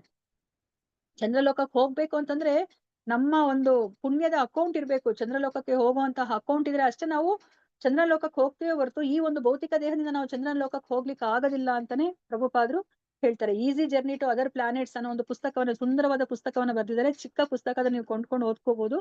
ಸೊ ಅದ್ರಲ್ಲಿ ನಾವು ಅರ್ಥ ಮಾಡ್ಕೋಬಹುದು ಬೇರೆ ಗ್ರಹಗಳಿಗೆ ಹೋಗ್ಬೇಕಂತಂದ್ರೆ ಹೇಗೆ ನಾವು ಹೋಗ್ಬೇಕು ಅಂತ ಹೇಳ್ಬಿಟ್ಟು. ಈ ತರ ನಾವು ಯಾವ್ದೋ ಒಂದು ಸ್ಪೇಸ್ ಶಟಲ್ ಇಂದನೋ ರಾಕೆಟ್ ಇಂದನೋ ನಾವು ಹೋಗ್ಲಿಕ್ಕೆ ಆಗೋದಿಲ್ಲ ಅಂತಾನೆ ಹೇಳ್ತಾರೆ. ಸೊ ನಾವೇನನ್ನ ಅರ್ಥ ಮಾಡ್ಕೋಬೇಕು, ಎಲ್ಲಾ ಲೋಕಗಳಲ್ಲೂ ಸಹ ಜೀವರಾಶಿಗಳಿದ್ದಾರೆ, ಅದನ್ನ ನಾವು ಅರ್ಥ ಮಾಡ್ಕೋಬೇಕು. ಸೊ ನಾವು ಅರ್ಥ ಮಾಡ್ಕೊಂಡಾಗೆ ಬರೇ ಭೂಮಿ ಮೇಲೆ ಮಾತ್ರ ಅಲ್ಲ, ಬೇರೆದೆಲ್ಲರೂ ಸುಮ್ಮನೆ ವೇಸ್ಟ್ ತರ ಭಗವಂತ ಸೃಷ್ಟಿ ಮಾಡಿಲ್ಲ. ಭಗವಂತನ ಸೃಷ್ಟಿಯಲ್ಲಿ ಯಾವುದು ಸಹ ವ್ಯರ್ಥ ಅಲ್ಲ. ಅದನ್ನ ನಮ್ಗೆ ಇಲ್ಲಿ ಹೇಳ್ತಾ ಇದಾರೆ. ಸೊ ಇಲ್ಲಿ ಭಗವಂತನೇ ಅವ್ರ ಬಾಯಿಂದ ಹೇಳ್ತಾ ಇದಾರೆ ಹೇಗೆ ಸೃಷ್ಟಿ ಆಯ್ತು ಅಂತ. ಸರ್ವಯೋನಿಷು ಕೌಂತೆಯ ಮೂರ್ತಯ ಸಂಭವಂತಿ ಯಾಹ ತಾಸಾಂ ಬ್ರಹ್ಮ ಮಹದ್ಯೋನಿಹಿ ಅಹಂ ಬೀಜ ಪ್ರದಪಿತಾ. ನೋಡಿ ಎಷ್ಟು ಸುಂದರವಾಗಿ ಹೇಳ್ತಾ ಇದಾರೆ ಭಗವಂತ. ಕುಂತಿಯ ಮಗನಾದ ಅರ್ಜುನನೇ, ಜೀವಂತ ಪ್ರಾಣಿಗಳ ಎಲ್ಲ ವರ್ಗಗಳು ಇರುವುದು ಸಾಧ್ಯವಾಗುವುದು ಐಹಿಕ ಪ್ರಕೃತಿಯಲ್ಲಿ ಹುಟ್ಟುವುದರಿಂದ ನಾನೇ ಬೀಜವನ್ನು ನೀಡುವ ತಂದೆ, ಇದನ್ನು ತಿಳಿಯಬೇಕು ಅಂತ ಹೇಳ್ತಾ ಇದಾರೆ. ನೋಡಿ ಇವಾಗ ನಮ್ಗೆ ಯಾವಾಗ್ಲೂ ಚಿಕ್ಕವರಿದ್ದಾಗ ಹಾಗೆ ಅಲ್ವಾ, ನಮ್ಗೆಲ್ಲ ಆಟ ಆಡಿಸ್ತಾ ಇದ್ರು. ಅಂದ್ರೆ ಮೊದ್ಲು ಬೀಜ ಬಂತ, ಮೊದ್ಲು ಮರ ಬಂತ ಅಂತ ಅಲ್ವಾ. ನಮ್ಗೆ ಆನ್ಸರ್ ಕೊಡಕ್ಕೆ ಆಗ್ತಿರ್ಲಿಲ್ಲ ಅಲ್ವಾ. ಬೀಜದಿಂದ ಮರವೋ, ಮರದಿಂದ ಬೀಜವೋ, ಮೊಟ್ಟೆಯಿಂದ ಕೋಳಿಯೋ, ಕೋಳಿಯಿಂದ ಮೊಟ್ಟೆನೋ, ಯಾವಾಗ್ಲೂ ನಮ್ಗೆ ಅದು ಕ್ವಶನ್ ಮಾರ್ಕ್, ಅದಕ್ಕೆ ಉತ್ತರನೇ ಇಲ್ಲ ಅಲ್ವಾ. ನೋಡಿ ಇಲ್ಲಿ ಭಗವಂತ ಹೇಳ್ತಾ ಇದ್ದಾರೆ ಎಲ್ಲ ಜೀವಂತ ಪ್ರಾಣಿಗಳ ಎಲ್ಲ ವರ್ಗ ಇರೋದು ಸಾಧ್ಯ ಆಗೋದು ಅವೆಲ್ಲನೂ ಸಹ ಈ ಐಹಿಕ ಪ್ರಕೃತಿಯಲ್ಲಿ ಹುಟ್ಟುತ್ತೆ. ಅದಕ್ಕೋಸ್ಕರನೇ ಅದಕ್ಕೆ ತಕ್ಕನಾದಂತಹ ದೇಹವನ್ನ ಪಡ್ಕೊಂಡು ಹೋಗುತ್ತೆ. ತನ್ನ ಕರ್ಮಾನುಸಾರ ಅದು ದೇಹವನ್ನ ಪಡ್ಕೊಂತಾ ಹೋಗುತ್ತೆ. ಆದ್ರೆ ನಾನೇ ಬೀಜವನ್ನು ನೀಡುವ ತಂದೆ ಅಂತ ಹೇಳ್ತಾ ಇದ್ದಾರೆ. ಅಂದ್ರೆ ನಮ್ಮ ಆತ್ಮ ಬಂದಿರೋದು ಯಾರಿಂದ? ಭಗವಂತನಿಂದ ಬಂದಿದೆ. ಮತ್ತೆ ನಮ್ಗೆ ದೇಹ ಬರ್ತಿರೋದು ಯಾವ್ದ್ರಿಂದ? ಪ್ರಕೃತಿಯಿಂದ ಬಂದಿದೆ ಅಲ್ವಾ. ಸೊ ಇವಾಗ ನಾವು ದೇಹವನ್ನೇ ನಾವು ಹೆಚ್ಚಾಗಿ ನಾವು ಕುರಿತು ಯೋಚನೆ ಮಾಡೋದು ಅಲ್ವಾ. ಈ ದೇಹ ಬಂದಿರೋದು ಪ್ರಕೃತಿಯಿಂದ. ಅದಕ್ಕೆ ನಾವೇನ್ ಯೋಚನೆ ಮಾಡ್ತೀವಿ, ಈ ಸೃಷ್ಟಿಯಲ್ಲಿ ಇಷ್ಟೊಂದು ವರ್ಗಗಳಿರೋದು. ಇವಾಗ ನಾವು ನೋಡ್ತಾ ಇದೀವಿ, ಜಲಚರಗಳಿದೆ, ಪ್ರಾಣಿಗಳಿದೆ, ಪಶುಗಳಿದೆ, ಪಕ್ಷಿಗಳಿದೆ, ಇವೆಲ್ಲವೂ ಸಹ ಬರ್ತಾ ಇರೋದು ಪ್ರಕೃತಿಯಿಂದ ಅಂತ ನಾವು ಮಾತಾಡ್ತೀವಿ. ಅದಕ್ಕೆ ಅದು ತಪ್ಪಲ್ಲ. ಆದ್ರೆ ಬೀಜವನ್ನ ಕೊಡ್ತಾ ಇರೋದು ಯಾರು? ನಾನೇ ಅಂತ ಹೇಳ್ಬಿಟ್ಟು ಇಲ್ಲಿ ಕೃಷ್ಣ ಹೇಳ್ತಾ ಇದ್ದಾರೆ. ಬೀಜವನ್ನ ಕೊಡುವ ತಂದೆ ಎಲ್ಲ ಜೀವರಾಶಿಗಳಿಗೆ, ಬರೀ ಮನುಷ್ಯರಿಗೆ ಮಾತ್ರ ಅಲ್ಲ, 84 ಲಕ್ಷ ಜೀವರಾಶಿಗಳಿಗೆ ಆ ಒಂದು ಬೀಜವನ್ನ ಕೊಡ್ತಾ ಇರೋದು ನಾನೇ ಅಂತ ಹೇಳ್ತಾ ಇದ್ದಾರೆ. ಸೊ ಪ್ರಭುಪಾದ ನಮ್ಗೆ ಏನನ್ನ ಅರ್ಥ ಮಾಡಿಸ್ತಾರೆ ಅಂದ್ರೆ, ಇವಾಗ ಅಕಸ್ಮಾತ್ ಒಂದು ದೊಡ್ಡ ಅಕ್ಕಿಯ ರಾಶಿ ಇರುತ್ತೆ ಅನ್ಕೊಳ್ಳಿ, ಅಕ್ಕಿ ರಾಶಿ ಇರುತ್ತೆ. ಸೊ ಅಕ್ಕಿ ರಾಶಿ ಇದ್ದಾಗ ಅದರಿಂದ ನಿಮ್ಗೆ ಚೇಳಿನ ಮರಿಗಳು ಹೊರಗಡೆ ಬರುತ್ತೆ.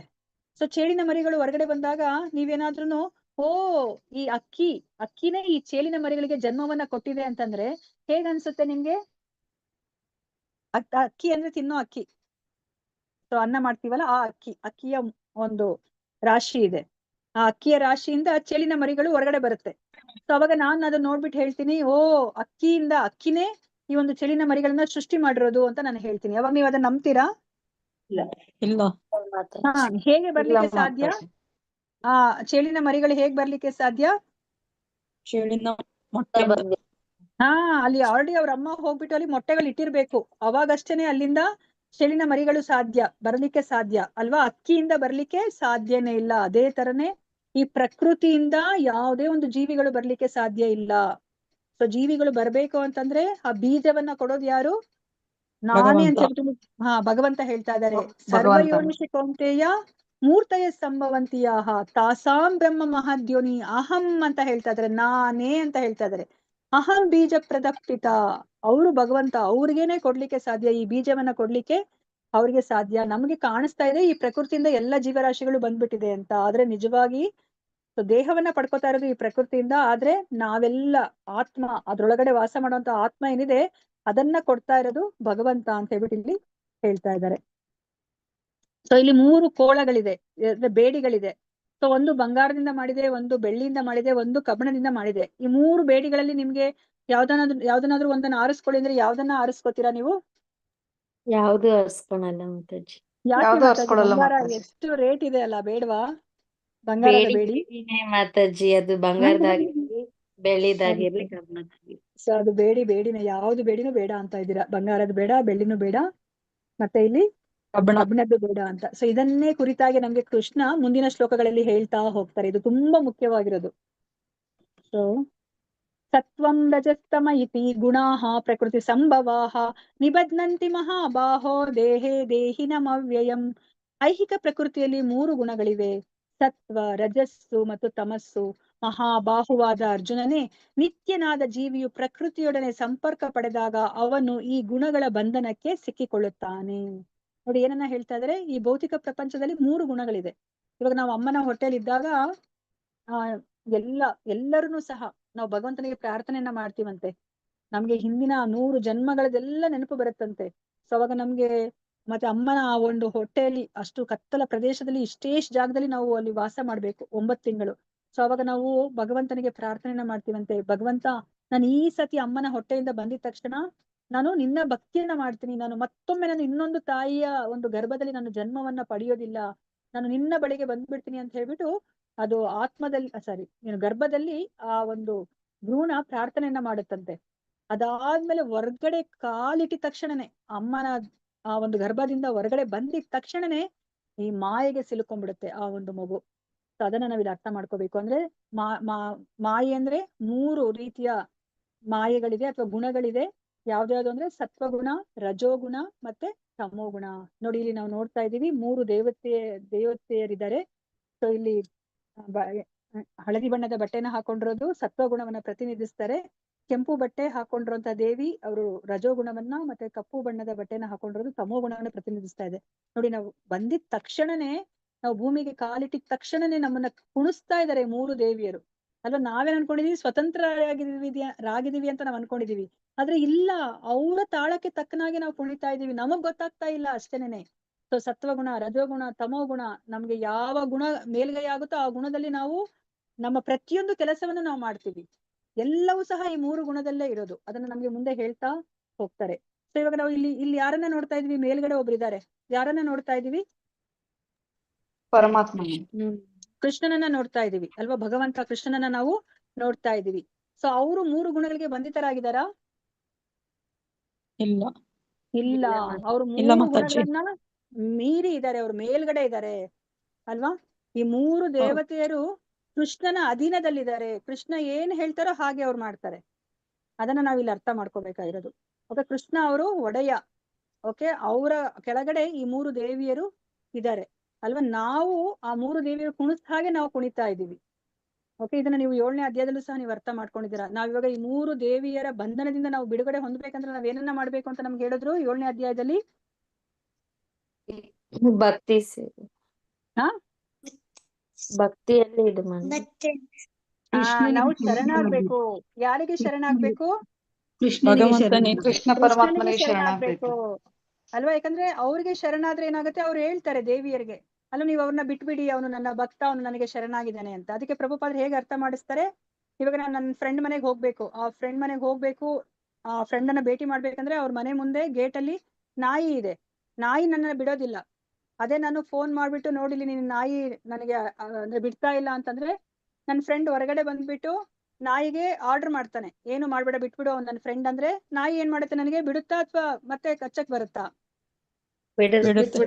ಬಿಡುತ್ತೆ ಅಲ್ವಾ. ಯಾಕಂದ್ರೆ ಒಡೆಯ ಹೇಳ್ತಾ ಇದ್ದಾನೆ ಅಂತ ಹೇಳ್ಬಿಟ್ಟು ನಾಯಿ ಬಿಡುತ್ತೆ. ಅದೇ ತರನೇ ನಾವು ಭಗವಂತನಿಗೆ ಶರಣಾದ್ರೆ ಏನಾಗುತ್ತೆ, ಈ 3 ದೇವಿಯರು ನಮ್ಗೆ ಏನು ಮಾಡೋದಿಲ್ಲ, ಅಂದ್ರೆ ಮಾಯೆ ನಮ್ಗೆ ಏನು ಮಾಡೋದಿಲ್ಲ. ಅದನ್ನ ನಾವಿಲ್ಲಿ ಅರ್ಥ ಮಾಡ್ಕೋಬೇಕಾದ್ರೆ ನಾವು 7ನೇ ಅಧ್ಯಾಯದಲ್ಲಿ ನಾವು ತಿಳ್ಕೊಂಡ್ವಿ. ದೈವಿ ಹೇಷ ಗುಣಮಯಿ ಮಮ ಮಾಯಾ ದುರತ್ಯಯ ಮಾಮೇವಯೇ ಪ್ರಪದ್ಯಂತೆ ಮಾಯಾಂ ಏತಾಂ ತರಂತಿತೆ. ಭಗವಂತ ಹೇಳ್ತಾರೆ, ಈ ಒಂದು ಮಾಯೆ ಅನ್ನೋದು ಅದು ನನ್ನ ಶಕ್ತಿ, ಅದು ತುಂಬಾ ಕಠಿಣವಾಗಿರುವಂತಹ ಶಕ್ತಿ, ಆದ್ರೆ ಅದು